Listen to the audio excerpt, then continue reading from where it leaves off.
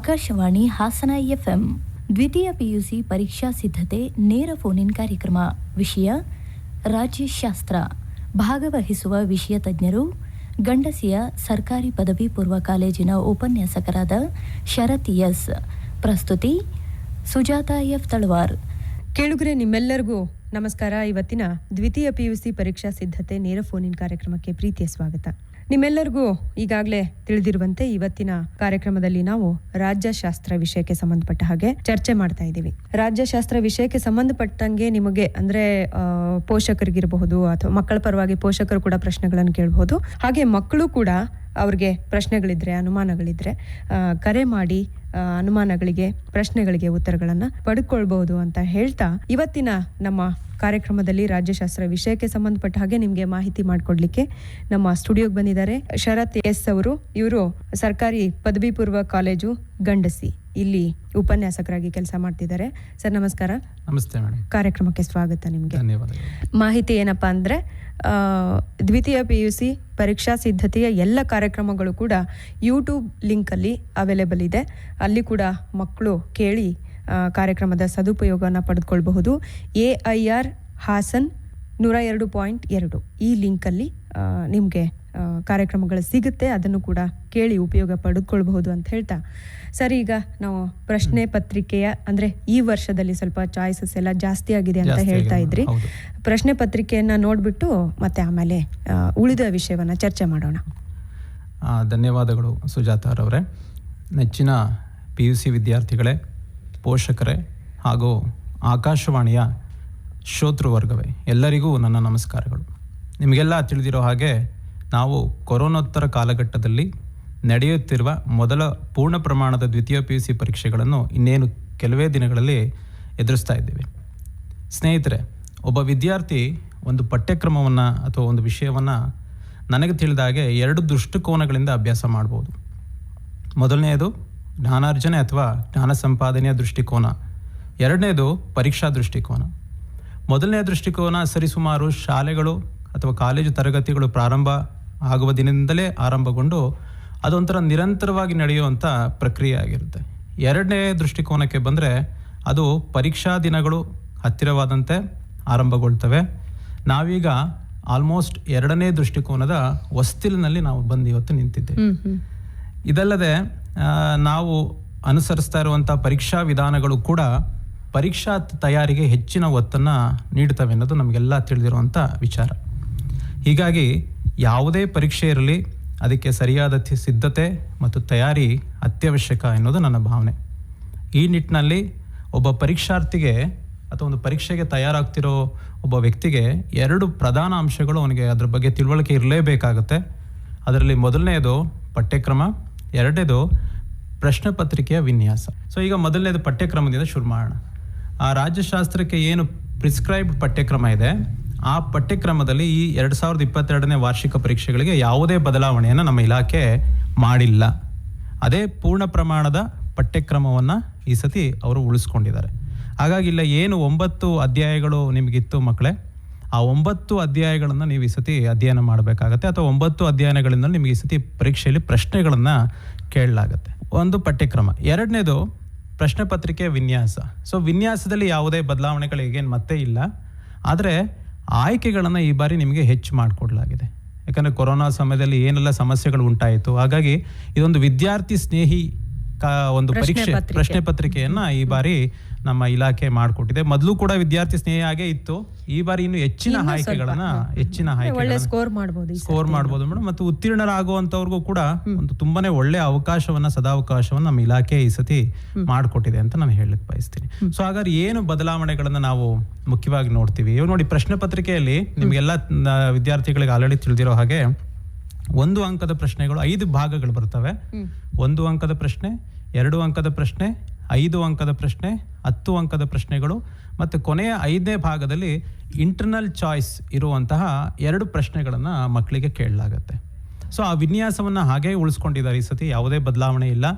ಆದರೆ number of ಕ್ವಶನ್ಸ್ನ ಈ ಸತಿ ಜಾಸ್ತಿ ಮಾಡಿದ್ದಾರೆ.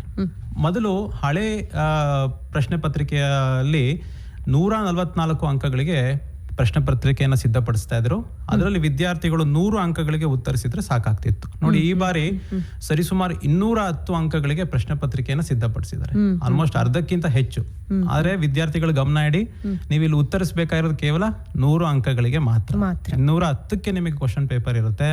100 ಅಂಕಗಳಿಗೆ ಮಾತ್ರ ನೀವು ಉತ್ತರವನ್ನ ಬರೀಬೇಕಾಗತ್ತೆ. ಆಮೇಲೆ 1 ಅಂಕದಲ್ಲಿ ಮೊದಲು 10 ಪ್ರಶ್ನೆಗಳಿಗೆ 10 ನೀವು ಉತ್ತರ ಬರೀಬೇಕಾಗಿತ್ತು, ಆಯ್ಕೆಗಳು ಇರ್ತಿರ್ಲಿಲ್ಲ. ಈ ಬಾರಿ ನಿಮಗೆ 15 ಪ್ರಶ್ನೆಗಳನ್ನ ನೀಡಲಾಗುತ್ತೆ. ಅದರಲ್ಲಿ ನೀವು ಕೇವಲ 10ಕ್ಕೆ ಮಾತ್ರ ಉತ್ತರವನ್ನ ಬರೆದ್ರೆ ಸಾಕು. 2 ಅಂಕದ ಪ್ರಶ್ನೆಗಳಲ್ಲೂ ಸೇಮ್ ಅದೇ ರೀತಿ 15 ಪ್ರಶ್ನೆಗಳನ್ನ ನೀಡಿರ್ತಾರೆ. ನೀವು 10 ಪ್ರಶ್ನೆಗಳಿಗೆ ಮಾತ್ರ ಉತ್ತರವನ್ನ ಬರೀಬೇಕು. 5 ಅಂಕದ ಪ್ರಶ್ನೆಗಳಲ್ಲಿ ಎಗೇನ್ 15 ಪ್ರಶ್ನೆಗಳನ್ನ ಕೇಳಲಾಗುತ್ತೆ. ನೀವು ಅದರಲ್ಲಿ ಕೇವಲ 8 ಪ್ರಶ್ನೆಗಳಿಗೆ ಮಾತ್ರ ನೀವು ಉತ್ತರವನ್ನ ಬರೆದ್ರೆ ಸಾಕು. 10 ಅಂಕಗಳಿಗೆ ಬಂದಾಗ 6 ಪ್ರಶ್ನೆಗಳಿರ್ತವೆ. ಅದರಲ್ಲಿ ನೀವು ಕೇವಲ 2 ಪ್ರಶ್ನೆಗಳಿಗೆ ಮಾತ್ರ ಉತ್ತರಿಸ್ತೀರಾ. ಕೊನೆಗೆ ಲಾಸ್ಟು ಕೊನೆಯ ಭಾಗದಲ್ಲಿ ಇಂಟರ್ನಲ್ ಚಾಯ್ಸ್, ಆಂತರಿಕ ಆಯ್ಕೆಗಳಿರುವಂಥ ನಾವು ಭಾಗಕ್ಕೆ ಬಂದರೆ, ಪ್ರಶ್ನೆಗಳಿಗೆ ಬಂದರೆ, ಅಲ್ಲಿ ಮೊದಲು 39-40ನೇ ಪ್ರಶ್ನೆಗಳಾಗಿರ್ತಿತ್ತದು. ಅಲ್ಲಿ ನಿಮಗೆ 2 ಪ್ರಶ್ನೆಗಳನ್ನು ಕೊಡಲಾಗ್ತಿತ್ತು. 1 ಪ್ರಶ್ನೆಯಲ್ಲಿ 2 ಆಯ್ಕೆಗಳಿರ್ತಿತ್ತು, 1 ಉತ್ತರ ಬರೀತಾ ಇದ್ದಾರೆ. ಈ ಸತಿ 1 ಪ್ರಶ್ನೆಯಲ್ಲಿ 3 ನಿಮಗೆ ಆಯ್ಕೆಗಳನ್ನ ಕೊಡಲಾಗ್ತಿದೆ. ಯಾವ್ದಾದ್ರು 1ಕ್ಕೆ ನೀವು ಉತ್ತರವನ್ನು ಬರೆದ್ರೆ ಸಾಕಾಗುತ್ತೆ. ಸೊ ಅಲ್ಲಿ ಮತ್ತೆ 6 ಪ್ರಶ್ನೆಗಳು ನಿಮಗೆ ಲಭ್ಯ ಆಗ್ತವೆ. ಟೋಟಲಿ ಇಸ್ತಿ ನಿಮಗೆ 52-53 ಪ್ರಶ್ನೆಗಳ ಸಂಖ್ಯೆ ಇರುತ್ತೆ. ಬಟ್ ಒಟ್ಟಾರೆ ನಾವು ಪ್ರಶ್ನೆಗಳನ್ನ ನೋಡಿದಾಗ 57 ಪ್ರಶ್ನೆಗಳನ್ನ ಕೇಳಲಾಗುತ್ತೆ. ಅದರಲ್ಲಿ ನೀವು ಕೇವಲ 100 ಅಂಕಗಳಿಗೆ ಮಾತ್ರ ಉತ್ತರಿಸಿದ್ರೆ ಸಾಕು ಮಕ್ಕಳು. ಇದೊಂದು ತುಂಬಾನೇ ಅನುಕೂಲಕರವಾದಂತಹ ಒಂದು ವಾತಾವರಣವನ್ನ, ಒಂದು ಪರೀಕ್ಷಾ ಪ್ರಶ್ನೆ ಪತ್ರಿಕೆಯನ್ನ ಈ ಸತಿ ನಮ್ಮ ಇಲಾಖೆ ನಿಮಗೆ ಅವಕಾಶವನ್ನ ಮಾಡಿಕೊಟ್ಟಿದೆ. ಅದನ್ನ ಎಲ್ಲಾ ಮಕ್ಕಳು ಸದುಪಯೋಗ ಪಡಿಸ್ಕೋಬೇಕು ಅಂತ ನಾನು ಹೇಳ್ತೀನಿ. ಈಗ ಮಕ್ಕಳಲ್ಲಿ ನನಗೊಂದು ಸಣ್ಣ ವಿನಂತಿ ಕೇಳುಗರಲ್ಲಿ, ಅದರಲ್ಲೂ ವಿದ್ಯಾರ್ಥಿಗಳು ರಾಜ್ಯಶಾಸ್ತ್ರ ವಿಷಯವನ್ನು ಅಧ್ಯಯನ ಮಾಡ್ತಿರೋ ವಿದ್ಯಾರ್ಥಿಗಳಿದ್ರೆ, ನಿಮ್ಮ ಕೈಲಿ ಸಾಧ್ಯ ಆದರೆ ಒಂದು ಪೆನ್ನು, ಪೇಪರು ಅಥವಾ ನಿಮ್ಮ ರಾಜ್ಯಶಾಸ್ತ್ರದ ಒಂದು ನೋಟ್ಸು ಅಥವಾ ಒಂದು ಟೆಕ್ಸ್ಟ್ ಬುಕ್ ಆದರೂ ಸಾಕು. ಏನಾದ್ರು ಒಂದು ಮೆಟೀರಿಯಲ್ ಇದ್ರೆ ಇಟ್ಕೊಳ್ಳಿ.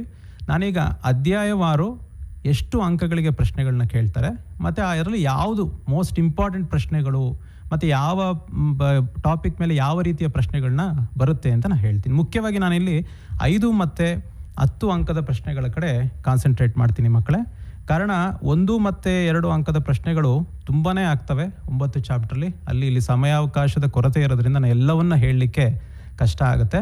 ಹಾಗಾಗಿ ನೀವು 1 ಮತ್ತು 2 ಅಂಕದ ಪ್ರಶ್ನೆಗಳಿಗಾದ್ರೆ ಏನು ಮಾಡ್ಬೋದು ಸರ್ ನಾವು ಅಂತಂದರೆ, ನನ್ನ ಒಂದು ಸಲಹೆ ಏನೂ ಇಲ್ಲ, ಹಳೆಯ ವರ್ಷದ, ಹಿಂದಿನ ವರ್ಷದ ಪ್ರಶ್ನೆ ಪತ್ರಿಕೆಗಳನ್ನು ನೀವು ಕಲೆಕ್ಟ್ ಮಾಡ್ಕೊಳ್ಳಿ. ಆ ಕಲೆಕ್ಟ್ ಮಾಡಿಕೊಂಡು ಅಲ್ಲಿ ಯಾವ ಪ್ರಶ್ನೆಗಳು ಸರಿಸುಮಾರು ರಿಪೀಟ್ ಆಗಿರುತ್ತೆ ಅಂಥ ಪ್ರಶ್ನೆಗಳ ಕಡೆ ನೀವು ಹೆಚ್ಚು ಗಮನ ಕೊಟ್ಟು, ಮತ್ತು ನಿಮ್ಗೆ ಏನು ಕಾಲೇಜಿನಲ್ಲಿ ಉಪನ್ಯಾಸಕರು ಇದು ಇಂಪಾರ್ಟೆಂಟು ಬಂದೇ ಬರುತ್ತೆ ಅಂತ ಹೇಳಿರ್ತಾರೆ, ಅಂಥ ಪ್ರಶ್ನೆಗಳ ಕಡೆ ನೀವು ಸ್ವಲ್ಪ ಹೆಚ್ಚಿನ ಗಮನ ಹರಿಸಿದ್ರೆ ನೀವು ಈಸಿಯಾಗಿ 1 ಮತ್ತು 2 ಅಂಕದ ಪ್ರಶ್ನೆಗಳನ್ನ ಯಾವುದೇ ಗೊಂದಲ ಇಲ್ಲದೆ ಉತ್ತರವನ್ನ ಬರೀತೀರಿ. ಮತ್ತೆ ಇಲಾಖೆಯವರು ಕೂಡ ಬಿಟ್ಟಿದ್ದಾರೆ. ಹೌದು ಮೇಡಮ್, ಒಂದು ಮಾಡೆಲ್ ಕ್ವಶನ್ ಪೇಪರ್ ಇದೆ. ಈ ಸತಿ ಏನು ವಿನ್ಯಾಸ ಬದಲಾಯಿಸಿದ್ದಾರೆ, ಆಯ್ಕೆಗಳನ್ನ ಹೆಚ್ಚಿಸಿದ್ದಾರೆ, ಅದಕ್ಕೆ ಒಂದು ಮಾಡೆಲ್ ಕ್ವಶನ್ ಪೇಪರ್ ಕೂಡ ಕೊಟ್ಟಿದ್ದಾರೆ. ಆಮೇಲೆ ಮತ್ತೆ ವೆಬ್ಸೈಟ್ ಅಲ್ಲಿ ಕೂಡ ವೆಬ್ಸೈಟ್ ಅಲ್ಲಿ ಅವೈಲಬಲ್ ಇದೆ. ವೆಬ್ಸೈಟ್ ಅಲ್ಲಿ ಅವೈಲಬಲ್ ಇದೆ. ಹಿಂದಿನ ಪ್ರಶ್ನೆ ಪತ್ರಿಕೆಗಳು ಅವೈಲಬಲ್ ಇದೆ. ಮತ್ತೆ ಸಾಮಾನ್ಯವಾಗಿ ನಾವೇನ್ ಮಾಡಿದೀವಿ, ಇವಾಗೆಲ್ಲ ನಮಗೆ ಗ್ರೂಪ್ಗಳು ಅವೈಲಬಲ್ ಇರೋದ್ರಿಂದ, ರಾಜ್ಯಶಾಸ್ತ್ರ ವೇದಿಕೆಗಳು ಇರೋದ್ರಿಂದ ಅಲ್ಲಿ ನಾವು ಬೇರೆ ಬೇರೆ ಜಿಲ್ಲೆಯ ಪ್ರಶ್ನೆ ಪತ್ರಿಕೆಗಳನ್ನು ಕೂಡ ನಾವು ತರಿಸ್ಕೊಂಡಿದ್ದೀವಿ. ನಮ್ಮ ಸ್ನೇಹಿತರು, ಉಪನ್ಯಾಸಕರು ಅವನ್ನೆಲ್ಲ ಕಳಿಸ್ಕೊಟ್ಟಿದ್ದಾರೆ. ಅವುಗಳನ್ನು ಕೂಡ ಮಕ್ಕಳು ಅಭ್ಯಾಸ ಮಾಡ್ಬೋದು. ಅದರಿಂದ ತುಂಬಾನೇ ಅವ್ರಿಗೆ ಅನುಕೂಲ ಆಗುತ್ತೆ. ಹಿಂದಿನ ಪ್ರಶ್ನೆ ಪತ್ರಿಕೆಗಳನ್ನ ಅಭ್ಯಾಸ ಮಾಡೋದು ಒಂದು ತುಂಬಾನೇ ಮಹತ್ವದ ಸಂಗತಿ. ಅದು ಬೇಕೇ ಬೇಕು. ಅದು it might be any examination. Text book ಅನ್ನ ಓದಿ ಮುಗಿಸಿದ್ಮೇಲೆ ಈ ತರದನ್ನು ಮಾಡೋದ್ರಿಂದ, ಖಂಡಿತ ಈ ತರದ ಕಸರತ್ತನ್ನ ಮಾಡ್ಲೇಬೇಕು, ಅಭ್ಯಾಸ ಮಾಡೋದ್ರಿಂದ ಹೆಚ್ಚಿನ ಅಂಕಗಳು ಲಭ್ಯ ಆಗುತ್ತೆ. ಮತ್ತೆ ಅವ್ರಿಗೆ ಈಸಿನೂ ಕೂಡ ಆಗುತ್ತೆ. ಮತ್ತೆ ನಾನು ಯಾವ್ದನ್ನ ನನ್ ಗಮನ ಹರಿಸ್ಬೇಕಾಗತ್ತೆ, ಯಾವಕ್ಕೆ ಹೆಚ್ಚಿನ ಒತ್ತನ್ನ ಕೊಡಬೇಕಾಗತ್ತೆ ಅನ್ನೋದು ಮಕ್ಕಳಿಗೆ ಗೊತ್ತಾಗುತ್ತೆ. ಸೊ ಹಾಗಾಗಿ ಈಗ ನಾನು ಅಧ್ಯಾಯವಾರು ಅಂಕಗಳು ಮತ್ತೆ ಇಂಪಾರ್ಟೆಂಟ್ ಆದಂಥ ಪ್ರಶ್ನೆಗಳನ್ನು 5 ಮತ್ತು ಅಂಕದ ನಾನು ಹೇಳ್ತಾ ಹೋಗ್ತೀನಿ ಮಕ್ಕಳೇ, ಗಮನಿಸ್ತಾ ಹೋಗಿ. ಮೊದಲನೇ ಅಧ್ಯಾಯ ಭಾರತದ ರಾಜಕೀಯ ವ್ಯವಸ್ಥೆಯ ಉಗಮ ಮತ್ತು ಬೆಳವಣಿಗೆ. ಇಲ್ಲಿ ನಿಮಗೆ 21 ಅಂಕಗಳಿಗೆ ಪ್ರಶ್ನೆಯನ್ನ ಕೇಳಲಾಗುತ್ತೆ. ಅಂಕಗಳಿಗೆ ಪ್ರಶ್ನೆಗಳು ಬರ್ತವೆ. ಇಲ್ಲಿ ನೋಡಿ, ಗಮನಿಸಿ, ಒಂದು 10 ಅಂಕದ ಪ್ರಶ್ನೆ ಬರುತ್ತೆ. 5 ಅಂಕದ ಪ್ರಶ್ನೆಗಳು 1 ಅಥವಾ 2 ಬರ್ಬೋದು. 2 ಅಂಕದ 2 ಪ್ರಶ್ನೆಗಳು, 1 ಅಂಕದ 2 ಪ್ರಶ್ನೆಗಳನ್ನ ಕೇಳಲಾಗುತ್ತೆ. ಇಲ್ಲಿ 21 ಅಂಕಗಳನ್ನು ನೀವು ಗಳಿಸ್ಬೋದು. ಇಲ್ಲಿ ಬಹಳ ಮುಖ್ಯವಾಗಿ ಒಂದು ಬದಲಾವಣೆ ಏನು ಅಂದರೆ, ಹಿಂದಿನ ಪ್ರಶ್ನೆ ಪತ್ರಿಕೆಯ ವಿನ್ಯಾಸದಲ್ಲಿ ನಿಮಗೆ ಇಲ್ಲಿ ಕೇವಲ 5 ಅಂಕದ ಪ್ರಶ್ನೆಗಳು ಇರ್ತಿತ್ತು. ಈ ಬಾರಿ ನಿಮಗೆ 10 ಅಂಕದ ಪ್ರಶ್ನೆಯು ಕೂಡ ಒಂದು ಇಲ್ಲಿ ಬರುತ್ತೆ. ಹಾಗಾದ್ರೆ ಇಂಪಾರ್ಟೆಂಟ್ ಪ್ರಶ್ನೆಗಳು ಯಾವುದು ಗಮನಿಸ್ತಾ ಹೋಗೋಣ. ಮೊದಲನೇದು 1935ರ ಭಾರತ ಸರ್ಕಾರ ಕಾಯ್ದೆಯ ಬಗ್ಗೆ. ಅಥವಾ ಎರಡನೇದು 1947ರ ಭಾರತ ಸ್ವಾತಂತ್ರ್ಯ ಕಾಯ್ದೆ, ಮಧ್ಯಂತರ ಸರ್ಕಾರ, ಪ್ರಥಮ ಚುನಾವಣೆ, ಪಟೇಲ್ ಸ್ಕೀಮ್ ಹಾಗೂ ಲಾಸ್ಟು ರಾಜ್ಯಗಳ ಪುನರ್ರಚನೆಗೆ ಭಾಷೆಯೇ ಆಧಾರವಾಗಿರಬೇಕೆಂಬಕ್ಕೆ ಕಾರಣಗಳನ್ನು ನೀಡಿ ಅಂತ ಹೇಳಿ 5 ಅಂಕದ ಪ್ರಶ್ನೆಗಳನ್ನು ಕೇಳ್ಬೋದು. ನೋಡಿ, ಇಲ್ಲಿ 6 ಪ್ರಶ್ನೆಗಳಾಗುತ್ತೆ. ಇದರಲ್ಲಿ ಸರಿಸುಮಾರು 1ರಿಂದ 2 ಪ್ರಶ್ನೆಗಳನ್ನು ನೀವು ಈ ಸತಿ ನಿರೀಕ್ಷೆ ಮಾಡ್ಬೋದು ಮಕ್ಕಳೇ. 35-47ರ ಕಾಯ್ದೆಯ 2 ಏನು ಪ್ರಶ್ನೆಗಳಿದಾವೆ, ಇದು ಬಹಳ ತುಂಬಾ ಇಂಪಾರ್ಟೆಂಟು ಮತ್ತು ಪ್ರತಿ ಬಾರಿ ಕೇಳಲ್ಪಡುವ ಪ್ರಶ್ನೆಗಳು. ಇದಕ್ಕೆ ನೀವು ಪ್ರಿಪೇರ್ ಆಗಿ ಹೋದರೆ ಆಲ್ರೆಡಿ ನಿಮಗೆ ಬರುವ ಸಾಧ್ಯತೆಗಳು ಹೆಚ್ಚಿದೆ. ಜೊತೆಗೆ ಒಂದು 10 ಅಂಕದ ಪ್ರಶ್ನೆ ಕೂಡ ಈ ಬಾರಿ ಈ ಅಧ್ಯಾಯದಿಂದ ಕೇಳಲ್ಪಡುತ್ತೆ. ಸೊ ಹಾಗಾಗಿ ಯಾವ ಪ್ರಶ್ನೆ ಬರ್ಬೋದು ನೋಡಿ, 35-47ರ ಏನು ಪ್ರಶ್ನೆಗಳಿದ್ದಾವೆ, 35ರ ಕಾಯ್ದೆ ಮತ್ತು 47ರ ಕಾಯ್ದೆ, ಅದರಲ್ಲೇ ಯಾವುದಾದ್ರೂ ಒಂದು ಪ್ರಶ್ನೆಯನ್ನು 10 ಅಂಕಕ್ಕೆ ಕೊಡುವ ಸಾಧ್ಯತೆಗಳು ಬಹಳ ಹೆಚ್ಚಿದೆ. ಸೊ ಹಾಗಾಗಿ ನೀವು ಇಲ್ಲಿ ಓದ್ಕೊಂಡ್ರೆ 35-47ರ ಕಾಯ್ದೆಗಳನ್ನು ಅಭ್ಯಾಸ ಮಾಡಿದ್ದೆ ಆದರೆ ನೀವು 5 ಅಂಕಕ್ಕೂ ಉತ್ತರವನ್ನು ಬರೀಬೋದು, ಜೊತೆಗೆ 10 ಅಂಕಗಳಿಗೂ ಉತ್ತರಿಸಲಿಕ್ಕೆ ಸಾಧ್ಯ ಆಗುತ್ತೆ. ಆದರೆ ಒಂದು ಡಿಫ್ರೆನ್ಸ್ ಮಾಡ್ಕೋಬೇಕು, ನೀವು ವ್ಯತ್ಯಾಸ ಮಾಡ್ಕೋಬೇಕು. ಯಾಕಂದರೆ ನೀವು 10 ಅಂಕದ ಪ್ರಶ್ನೆಗಳಿಗೆ ನೀವು ಪ್ರಿಪೇರ್ ಆಗಿದ್ದಾಗ ಅದನ್ನು 5 ಅಂಕದ ಪ್ರಶ್ನೆಗೆ ಅಷ್ಟೊಂದು ಉತ್ತರವನ್ನು ಬರೆದ್ರೆ ಅದು ಅಷ್ಟು ಹೆಚ್ಚು ಸಮಂಜಸ ಆಗಲ್ಲ, ಸುಮ್ಮನೆ ಸಮಯ ವ್ಯರ್ಥ ಆಗುತ್ತೆ. ಹಾಗಾಗಿ ನೀವು 5 ಅಂಕ ಮತ್ತು 10 ಅಂಕಗಳಿಗೆ ನಿಮ್ಮ ಉಪನ್ಯಾಸಕರ ಮಾರ್ಗದರ್ಶನವನ್ನು ಪಡ್ಕೊಂಡು ನೀವೇನು ಮಾಡಬೇಕು, ಸರಿಯಾದ ರೀತಿಯಲ್ಲಿ ಆನ್ಸರ್ಗಳನ್ನ ನೀವು ಆಲ್ರೆಡಿ ಪ್ರಿಪೇರ್ ಮಾಡ್ಕೋಬೇಕಾಗತ್ತೆ. ಅದನ್ನು ಮಾಡ್ಕೊಳ್ಳಿ. ಜೊತೆಗೆ ಇದು ಬಿಟ್ಟರೆ 10 ಅಂಕದ ಪ್ರಶ್ನೆಗಳು ಈ ಚಾಪ್ಟರ್ನಿಂದ ಇನ್ನು 2 ಪ್ರಶ್ನೆಗಳನ್ನ ಕೇಳ್ಬೋದು. ಒಂದು ರಾಜ್ಯಗಳ ಪುನರ್ರಚನೆಯ ಕುರಿತು ಅಥವಾ ರಾಜ್ಯಗಳ ಏಕೀಕರಣದ ಕುರಿತು ಪ್ರಶ್ನೆಗಳು ಬರಲಿಕ್ಕೆ ಸಾಧ್ಯ ಇದೆ. ಸೊ ಇಷ್ಟು ನೀವು ಮೊದಲನೇ ಚಾಪ್ಟರ್ನ ಓದ್ಕೊಂಡಿದ್ದಾದರೆ ನಿಮಗೆ 21 ಅಂಕಗಳು ಸಂಪೂರ್ಣವಾಗಿ ಲಭಿಸ್ತವೆ ನಿಮಗೆ. 2ನೇ ಅಧ್ಯಾಯ ಮಕ್ಕಳೇ, ಇದು ಭಾರತದ ಚುನಾವಣೆಗಳು ಮತ್ತು ಭಾರತದಲ್ಲಿ ಪಕ್ಷ ಪದ್ಧತಿ. ಇದು 24 ಅಂಕಗಳಿಗೆ ನಿಮಗಿಲ್ಲಿ ಪ್ರಶ್ನೆಗಳನ್ನು ಈ ಬಾರಿ ಕೇಳಲಾಗುತ್ತೆ. ಇಲ್ಲಿ 10 ಅಂಕದ ಒಂದು ಪ್ರಶ್ನೆ, 5 ಅಂಕದ 2 ಪ್ರಶ್ನೆಗಳು, 2 ಅಂಕದ 2 ಪ್ರಶ್ನೆ, 1 ಅಂಕದ 1 ಪ್ರಶ್ನೆಯನ್ನು ಈ ಬಾರಿ ಕೇಳಲಿಕ್ಕೆ ಸಾಧ್ಯತೆಗಳು ಹೆಚ್ಚಿದೆ. ಸೊ ಒಟ್ಟು 6 ಪ್ರಶ್ನೆಗಳು ಈ ಚಾಪ್ಟರಿಂದ ಬರುತ್ತೆ. ಸೊ 5 ಅಂಕದ 2 ಪ್ರಶ್ನೆಗಳು ಇದರಲ್ಲಿ ಸಾಕಷ್ಟು ನಾವು ಹೇಳ್ಬೋದು ಬಂದೇ ಬರುತ್ತೆ 2 ಪ್ರಶ್ನೆಗಳು ಅಂತ ನಾವು ನಿರೀಕ್ಷೆ ಮಾಡ್ಬೋದು. ಮೊದಲನೇದು ಪ್ರತ್ಯಕ್ಷ ಚುನಾವಣೆಯ ಲಕ್ಷಣಗಳು, ಅದು ಬಿಟ್ಟರೆ ಪರೋಕ್ಷ ಚುನಾವಣೆಯ ಲಕ್ಷಣಗಳು. ಅದನ್ನು ಬಿಟ್ಟರೆ EVMನ ಪ್ರಯೋಜನಗಳನ್ನು ಬರೆಯಿರಿ, ಪಕ್ಷಾಂತರ ನಿಷೇಧ ಕಾಯ್ದೆಯ ಬಗ್ಗೆ, ಅಥವಾ ಲಾಸ್ಟ್ನೇದು ಚುನಾವಣೆಗಳ ಮಹತ್ವ. ಇದರಲ್ಲಿ ಬಹಳ ತುಂಬ ಇಂಪಾರ್ಟೆಂಟ್ ಪ್ರಶ್ನೆಗಳನ್ನು ಯಾವುದು ಅಂತ ನೀವು ಹೇಳ್ತೀರಾ ಸರ್ ಅಂತಂದರೆ ಪ್ರತ್ಯಕ್ಷ ಪರೋಕ್ಷ ಚುನಾವಣೆಯ ಲಕ್ಷಣಗಳು, ಜೊತೆಗೆ EVMನ ಪ್ರಯೋಜನಗಳು. ಇದು ಬಹಳ ಬಾರಿ ಕೇಳಲ್ಪಟ್ಟಿರುವ ಮತ್ತು ಮಕ್ಕಳು ತುಂಬಾ ಈಸಿಯಾಗಿ ನೀವು ಆನ್ಸರ್ ಮಾಡುವಂತ ಪ್ರಶ್ನೆ. ಅದು EVMನ ಪ್ರಶ್ನೆ ಅಂತ ಮಕ್ಕಳು ತುಂಬಾ ಚುನಾವಣೆಗಳು ನಡೀತಾನೆ ಇದೆ. ಇದು ಸಾಮಾನ್ಯ ನೀವು ಒಂದು ಅಂದ್ರೆ ನ್ಯೂಸ್ ಪೇಪರ್ ಅನ್ನ ಓದುವಂತ ಅಭ್ಯಾಸವನ್ನ ಅಥವಾ ನ್ಯೂಸ್ ಕೇಳೋ ಅಭ್ಯಾಸವನ್ನ ಇಟ್ಕೊಂಡಿದ್ರೆ ಹೌದು ತುಂಬಾ ಈಸಿಯಾಗಿ ಬರೀಬಹುದು. ಮತ್ತೆ ಈ ಮಕ್ಕಳು ಸಾಮಾನ್ಯ ಸುಲಭವಾಗಿ ಆನ್ಸರ್ ಮಾಡ್ತಾರೆ ಈ ಪ್ರಶ್ನೆಗಳು. ಮತ್ತೆ ಚುನಾವಣೆಗಳ ಬಗ್ಗೆ ಅವರಿಗೆ ಒಂದು ಪ್ರಾಥಮಿಕ ಮಾಹಿತಿ ಅವರಿಗೆ ಲಭ್ಯ ಇರುತ್ತೆ, ಮಕ್ಕಳಿಗೆ ಏನೇ ಅಂದ್ರೂ ನೋಡಿರ್ತಾರೆ. ಹಾಗಾಗಿ ಅದು ಸ್ವಲ್ಪ ಅವರು ಈಸಿಯಾಗಿ ಈ ಪಠ್ಯದಿಂದ ಈಸಿಯಾಗಿ ಮಕ್ಕಳು ಕೂಡ ಆನ್ಸರ್ನ ಮಾಡ್ತಾರೆ. ಹಾಗಾಗಿ 5 ಮಾರ್ಕ್ಸಿಗೆ ಈ ಪ್ರಶ್ನೆಗಳು ಬರೀಬಹುದು. ನೆಕ್ಸ್ಟ್ 10 ಅಂಕದ ಪ್ರಶ್ನೆಗೆ ಬಂದ್ರೆ ಭಾರತದ ಪಕ್ಷ ಪದ್ಧತಿಯ ಸ್ವರೂಪವನ್ನು ವಿವರಿಸಿ. ಇದು ನೋಡಿ ಮೋಸ್ಟ್ ಇಂಪಾರ್ಟೆಂಟ್ ಪ್ರಶ್ನೆ ಮಕ್ಕಳು 10 ಮಾರ್ಕ್ಸಿಗೆ. ನೀವೇನಾದ್ರು ಈ ಟಾಪಿಕ್ ನಿಮ್ಗೆ ಈಸಿ ಅನ್ಸಿದ್ರೆ ನನ್ನ ಸಲಹೆ ಏನು, ಈ ಪ್ರಶ್ನೆಯನ್ನು ನೀವು ಖಂಡಿತವಾಗಿ ಓದ್ಕೊಂಡು ಹೋಗಲೇಬೇಕು. 10 ಅಂಕಗಳಿಗೆ ಈಸಿಯಾಗಿ ನಿಮ್ಗೆ ಬರುತ್ತೆ, ಅದನ್ನು ಆನ್ಸರ್ ಮಾಡ್ಬೋದು. ಅದು ಬಿಟ್ಟರೆ ರಾಜಕೀಯ ಪಕ್ಷಗಳ ಕಾರ್ಯಗಳು, ಭಾರತದ ಚುನಾವಣಾ ಆಯೋಗದ ಕಾರ್ಯಗಳು ಅಥವಾ ಭಾರತದ ಚುನಾವಣಾ ಸುಧಾರಣೆಗಳನ್ನ ವಿವರಿಸಿ ಅಂತ ಈ ಥರ 3 ಪ್ರಶ್ನೆಗಳಿರುತ್ತೆ. ಇದರಲ್ಲಿ ಒಂದು ಪ್ರಶ್ನೆ 10 ಅಂಕಕ್ಕೆ ಬಂದೇ ಬರುತ್ತೆ.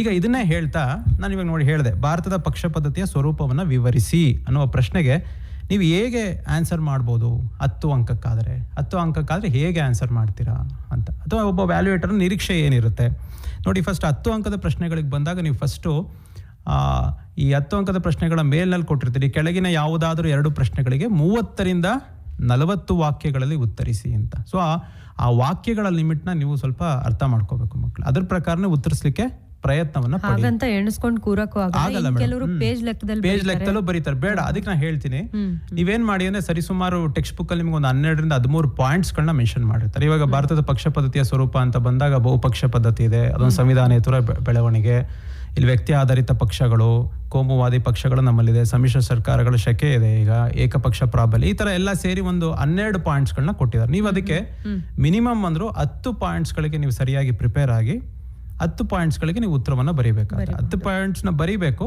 ಜೊತೆಗೆ ಅದಕ್ಕೆ ವಿವರಣೆಗಳು ನೋಡಿ. ವಿವರಣೆಗಳು ಸರಿಸುಮಾರು ಈಗ 30ರಿಂದ 40 ಅನ್ನೋದು ನೀವು 10 ಪಾಯಿಂಟ್ಸ್ನ ಬರೆಯೋದ್ರಿಂದ ಪ್ರತಿಯೊಂದು ಪಾಯಿಂಟ್ಗೂ 2ರಿಂದ 3 ವಾಕ್ಯಗಳ ವಿವರಣೆ ಸಾಕು. 3 ಅಥವಾ 4 ವಾಕ್ಯಗಳ ವಿವರಣೆಯನ್ನು ಮೀರಿದ ಹಾಗೆ ನೀವು ವಿವರಣೆಗಳನ್ನು ತಯಾರು ಮಾಡ್ಕೋಬೇಕು ಮಕ್ಕಳು. ಯಾಕಂದ್ರೆ ಇಲ್ಲಿ ಸಮಯದ ಅಭಾವ ಸಾಕಷ್ಟು ರಾಜ್ಯಶಾಸ್ತ್ರ ವಿಷಯದಲ್ಲಿ ನಿಮಗೆ ಮಕ್ಕಳಿಗೆ ವಿದ್ಯಾರ್ಥಿಗಳಿಗೆ ಕಾಡುತ್ತೆ. ಹಾಗಾಗಿ ನೀವೇನು ಮಾಡಿ, ಒಂದು 3ರಿಂದ 4 ವಾಕ್ಯಗಳಲ್ಲಿರೋ ಹಾಗೆ ನಿಮ್ಮ ಆನ್ಸರ್ನ ರೆಡಿ ಮಾಡ್ಕೊಳ್ಳಿ. 10 ಮಿನಿಮಮ್ 10 ಪಾಯಿಂಟ್ಸ್ಗಳನ್ನ ಬರೆದು ಅದಕ್ಕೆ ವಿವರಣೆಯನ್ನು ಬರೆಯೋಕ್ಕಾಯಿತು. ಮತ್ತು ಒಂದು ಪುಟ್ಟ ಪೀಠಿಕೆ, ಒಂದು ಪುಟ್ಟ ಉಪಸಂಹಾರ, ಇಷ್ಟ ಆಯಿತು ಅಂದರೆ ನಿಮಗೆ ಕಂಪ್ಲೀಟ್ ಆನ್ಸರ್ ಆಗುತ್ತೆ. ಆಮೇಲೆ ಆ ಪಾಯಿಂಟ್ಸ್ಗಳನ್ನ ಬರೆದಾಗ you just see to it that ನೀವು ಆ ಪಾಯಿಂಟ್ಸ್ಗೆ ರಿಲೇಟೆಡ್ ಆಗೇನೆ ನೀವು ಉತ್ತರಗಳನ್ನು ಬರೀತೀರಾ. ಡೈವರ್ಷನ್ಸ್ ಆಗೋದು ಬೇಡ. ಅಲ್ಲಿ ಬೇರೆ ಯಾವುದೋ ಒಂದು ಪಾಯಿಂಟ್ಸ್ನ ಬರೆದು ಅದಕ್ಕೆ ಮತ್ತೊಂದು ರೀತಿಯ ಆನ್ಸರ್ನ ಬರೋದನ್ನು ಆದಷ್ಟು ಅವಾಯ್ಡ್ ಮಾಡಿ. ಆವಾಗ ನಿಮಗೆ ಪೂರ್ಣ ಅಂಕಗಳು ನಿಮಗೆ ಲಭಿಸುತ್ತೆ. ಇದು 10 ಅಂಕದ ಪ್ರಶ್ನೆಗಳಿಗೆ ಉತ್ತರಿಸುವ ಒಂದು ಪುಟ್ಟ ಮಾದರಿಯನ್ನು ನಾನು ನಿಮಗೆ ತಿಳಿಸ್ಕೊಟ್ಟಿದ್ದೀನಿ. ಸೊ 2ನೇ ಅಧ್ಯಾಯದಲ್ಲಿ 24 ಅಂಕಗಳನ್ನು ನೀವು ಈಸಿಯಾಗಿ ಗಳಿಸ್ಬೋದು. 3ನೇದು ಭಾರತದಲ್ಲಿ ಆಡಳಿತ ಯಂತ್ರ ಚಾಪ್ಟರ್. ಇದರಲ್ಲಿ ಯಾವುದೇ 10 ಅಂಕದ ಪ್ರಶ್ನೆಗಳಿರಲ್ಲ. 5 ಅಂಕದ 2, 2 ಅಂಕದ 2, 1 ಅಂಕದ 1 ಅಥವಾ 2 ಪ್ರಶ್ನೆಗಳನ್ನು ಇಲ್ಲಿ ಕೇಳ್ಬೋದು. ನೋಡಿ, ಕೆಲವು ಕಡೆ ಏನಾಗುತ್ತೆ, ಇಲ್ಲಿ ಸ್ಪೆಸಿಫಿಕ್ ಆಗಿ ಒಬ್ಬ ಕ್ವಶನ್ ಪೇಪರ್ ಸೆಟರ್ಗೆ ಸ್ವಲ್ಪ ಒಂದು 5ರಿಂದ 10% ವೇರಿಯೇಷನ್ ಮಾಡ್ಕೊಳ್ಳೋಕೆ ಅವಕಾಶ ಇರುತ್ತೆ.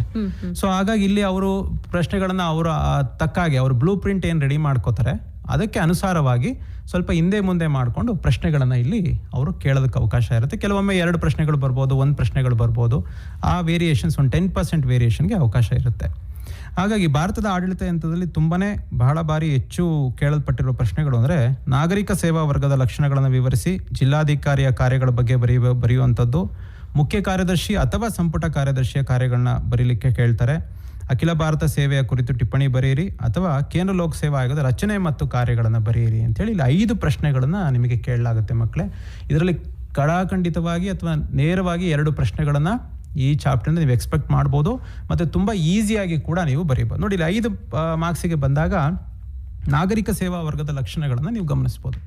ನಾಗರಿಕ ಸೇವಾ ವರ್ಗದ ಲಕ್ಷಣಗಳು ಒಂದು ರೀತಿ ಹೇಗೆ ಅಂದರೆ, ಇದ್ರ ಬಗ್ಗೆ ಏನಾದ್ರು ಒಂದು ಪ್ರಶ್ನೆ ಪ್ರತಿ ವರ್ಷ ಕ್ವಶನ್ ಪೇಪರ್ ಇದ್ದೇ ಇರುತ್ತೆ. ಅಖಿಲ ಭಾರತ ಸೇವೆಗಳಿಗೆ ಉದಾಹರಣೆ ಕೊಡಿ ಅಂತಿರ್ಬೋದು, ಅಖಿಲ ಭಾರತ ಸೇವೆಗಳನ್ನ ಹೆಸರಿಸಿ ಅಂತಿರ್ಬೋದು, ಕೇಂದ್ರ ಸೇವೆ ಬಗ್ಗೆ ಅಥವಾ ನಾಗರಿಕ ಸೇವೆ. ಇದ್ರಿಲ್ಲದೆ ಒಂದು ರೀತಿ ರಾಜ್ಯಶಾಸ್ತ್ರ ಪ್ರಶ್ನೆ ಪತ್ರಿಕೆನೇ ಇಲ್ಲ ಅನ್ನೋ ಮಟ್ಟಿಗೆ ನಾವು ಹೇಳ್ಬೋದು, ಇನ್ಕಂಪ್ಲೀಟ್. ಅದ್ರ ಬಗ್ಗೆ ಏನೋ ಒಂದು ಪ್ರಶ್ನೆ ಬಂದೇ ಬರುತ್ತೆ ಯಾವಾಗಲೂ. ಸೊ ಇಲ್ಲಿ ನೀವೇನ್ ಮಾಡ್ತೀರಾ, ನಾಗರಿಕ ಸೇವಾ ವರ್ಗದ ಲಕ್ಷಣಗಳನ್ನ 6-7 ಲಕ್ಷಣಗಳನ್ನ ನಮ್ಮ ಪಠ್ಯ ಪುಸ್ತಕದಲ್ಲಿ ಕೊಟ್ಟಿದ್ದಾರೆ. ಅದರಲ್ಲಿ ನಿಮಗೆ ಸುಲಭ ಅನಿಸುವ 5 ಯಾವ್ದಾದ್ರು ಪಾಯಿಂಟ್ಸ್ಗಳಿಗೆ ನೀವು ತಗೊಂಡು ಅದಕ್ಕೆ ಸರಿಯಾದ ಉತ್ತರವನ್ನು ರೆಡಿ ಮಾಡ್ಕೋಬೇಕು. ಮೊದಲನೇ ವೃತ್ತಿ ನಿರತ ವರ್ಗ, ಆಮೇಲೆ ಶ್ರೇಣಿ ಪದ್ಧತಿ, ರಾಜಕೀಯ ತಾಟಸ್ಥ್ಯ ಅಥವಾ ರಾಜಕೀಯ ತಟಸ್ಥತೆ, ಅವುಗಳು ನಿಷ್ಪಕ್ಷಪಾತತೆ, ಅನಾಮಧೇಯತ್ವ. ಸೊ ಈ ಪ್ರಶ್ನೆಗಳನ್ನ ಇಟ್ಕೊಂಡು, ಈ ಪಾಯಿಂಟ್ಸ್ಗಳನ್ನ ಇಟ್ಕೊಂಡು ನೀವು ಸರಿಯಾದ ಉತ್ತರವನ್ನು ರೆಡಿ ಮಾಡ್ಕೊಳ್ಳೋಕ್ಕಾದ್ರೆ ಅದು ಸಾಕಷ್ಟು ಆಗುತ್ತೆ. ಮತ್ತೆ ವಿವರಣೆಯಲ್ಲಿ ನೋಡಿ, 5 ಅಂಕಗಳ ಪ್ರಶ್ನೆಗಳಿಗೆ ಬಂದಾಗ ನಾವು ನಿಮ್ಮಿಂದ ನಿರೀಕ್ಷೆ ಮಾಡೋದು 15ರಿಂದ 20 ವಾಕ್ಯಗಳಲ್ಲಿ ಉತ್ತರಿಸಿ ಅಂತೇಳಿ. ಸೊ ಇಲ್ಲಿ 5 ಪಾಯಿಂಟ್ಸ್ ಬರಿತಾ ಇದ್ದೀರಾ ಅಂದರೆ ಪ್ರತಿಯೊಂದು ಪಾಯಿಂಟಿಗೂ ನೀವು 3ರಿಂದ 4 ವಾಕ್ಯಗಳಲ್ಲೇ ನಿಮ್ಮ ವಿವರಣೆಯನ್ನು ಬರೀಬೇಕು. ವಿವರಣೆ again point on the point ಇರಲಿ, ಅಲ್ಲಿ ಏನು ಬರಿತಾ ಇದ್ದೀರಾ ಅದಕ್ಕೆ ಸಂಬಂಧಪಟ್ಟ ಹಾಗೆ ನೀವು ಬರೀಬೇಕು. ಅದು ಬಿಟ್ಟು ಬೇರೆ ವಿಷಯಾಂತರವಾಗಿ ಸುಮ್ಮನೆ ಏನೋ ಬರೆಯೋದನ್ನು ಆದಷ್ಟು ಅವಾಯ್ಡ್ ಮಾಡಿ. ಅಷ್ಟು ಮಾಡಿದ್ರೆ ನಿಮಗೆ 5 ಪಾಯಿಂಟ್ಸ್ನ ಬರೆದು ಅದಕ್ಕೆ ಸರಿಯಾದ ವಿವರಣೆಗಳನ್ನು ಬರೆಯೋಕ್ಕಾಯ್ತು ನಿಮ್ಮ ಕೈಲಿ ಅಂದರೆ ನೀವು 5 ಅಂಕಗಳನ್ನು ಪಡಿತೀರ ಮಕ್ಕಳು. ನೆಕ್ಸ್ಟ್ 4ನೇ ಪ್ರಶ್ನೆಗೆ ಬರೋಣ. 4ನೇ ಅಧ್ಯಾಯಕ್ಕೆ ಬರೋಣ. ಸಾಮಾಜಿಕ ಚಳುವಳಿಗಳು ಮತ್ತು ಅವುಗಳ ರಾಜಕೀಯ ಪರಿಣಾಮಗಳು. ನೋಡಿ, ಇದರಲ್ಲೂ ಕೂಡ ನಿಮಗೆ 10 ಅಂಕದ 1 ಪ್ರಶ್ನೆ, 5 ಅಂಕದ 2, 2 ಅಂಕದ 2 ಮತ್ತು 1 ಅಂಕದ 2 ಪ್ರಶ್ನೆಗಳನ್ನು ಸಾಮಾನ್ಯವಾಗಿ ನಿಮಗೆ ಇಲ್ಲಿಂದ ಕೇಳ್ತಾರೆ ಈ ಬಾರಿ. ಸೊ ಇಲ್ಲಿ 7 ಚಳುವಳಿಗಳು ಬರ್ತವೆ ಮಕ್ಕಳೇ ನಿಮಗೆ. ದಲಿತ, ಹಿಂದುಳಿದ, ಮಹಿಳಾ, ಕಾರ್ಮಿಕ, ಮಾನವ ಹಕ್ಕುಗಳು, ರೈತ ಹಾಗೂ ಪರಿಸರ ಚಳುವಳಿಗಳು ಮತ್ತು ಅವುಗಳ ರಾಜಕೀಯ ಪರಿಣಾಮಗಳು. ಸೊ ಇಲ್ಲಿ ನೀವು ಬರೀಬೇಕಾದ್ರೆ ಪ್ರಶ್ನೆಗಳು 10 ಮಾರ್ಕ್ಸಿಗೆ ಕೇಳಿದಾಗ ಯಾವುದಾದ್ರೂ ಒಂದು ಚಳುವಳಿಯನ್ನು ಕೊಟ್ಟು ಅದಕ್ಕೆ ಕಾರಣಗಳನ್ನ ಕೇಳ್ತಾರೆ, ಜೊತೆಗೆ ಅದರ ರಾಜಕೀಯ ಪರಿಣಾಮಗಳು. ಸೊ ಆ ಚಳುವಳಿಯ ನಂತರ ಏನೆಲ್ಲ ಕ್ರಮಗಳನ್ನ ಸರ್ಕಾರ ಕೈಗೊಂಡಿದೆ, ರಾಜಕೀಯವಾಗಿ ಏನೆಲ್ಲ ಬದಲಾವಣೆಗಳನ್ನು, ಕಾನೂನಾತ್ಮಕ ಸಂವಿಧಾನಾತ್ಮಕ ಬದಲಾವಣೆಗಳನ್ನು ನಮ್ಮ ಸರ್ಕಾರ ಏನೆಲ್ಲ ತಂದಿದೆ ಅನ್ನೋದನ್ನು ನೀವಲ್ಲಿ ಬರಿಬೇಕಾಗುತ್ತೆ. ಸೊ ಇಲ್ಲಿ 10 ಅಂಕಕ್ಕೆ ಯಾವುದಾದ್ರೂ ಒಂದು ಚಳುವಳಿ ಮತ್ತು 5 ಅಂಕಕ್ಕೆ ಯಾವುದಾದ್ರೂ ಒಂದು ಚಳುವಳಿಯ ಕಾರಣ, ಜೊತೆಗೆ ರಾಜಕೀಯ ಪರಿಣಾಮ ಕೇಳ್ಬೋದು ಅಥವಾ ಎರಡನ್ನೂ ಕೂಡ ಕಾರಣಗಳನ್ನೇ ಕೇಳ್ಬೋದು. ಇಲ್ಲಿ ಒಂದು ಗಮನ ಹರಿಸ್ಬೇಕು, ನೀವು ಇಲ್ಲಿ ಆನ್ಸರ್ ಮಾಡ್ಬೇಕಾದ್ರೆ ನೀವು ಗಮನ ಸಿ ಟು ಇಟ್ ದಟ್ ಅಲ್ಲಿ ಪರಿಪೂರ್ಣವಾದ 5 ಮಾರ್ಕ್ಸಿಗೆ ಆನ್ಸರ್ ಮಾಡೋ ಕಡೆ ನಿಮಗೆ ಫುಲ್ ಆನ್ಸರ್ ಸಿಗುತ್ತೆ ಅಂಥ ಒಂದು ಚಳುವಳಿಯನ್ನು ನೀವು ಆಯ್ಕೆ ಮಾಡ್ಕೋಬೇಕು. ಸರಿಯಾದ ಆನ್ಸರ್ ಇಲ್ಲದೆ ಇರುವಂಥ ಚಿಕ್ಕದಾಗಿರುವಂಥ ಆನ್ಸರ್ಗಳಿರುವಂಥ ಅಥವಾ ಜಾಸ್ತಿ ವಿಷಯಗಳನ್ನು ನೀವಲ್ಲಿ ಬರೀಲಿಕ್ಕೆ ಸಾಧ್ಯ ಆಗದೆ ಇರುವಂಥದ್ದಿದ್ದಾಗ ಅದನ್ನು ಆದಷ್ಟು ಅವಾಯ್ಡನ್ನು ಮಾಡಿದ್ರೆ ಒಳ್ಳೆಯದು.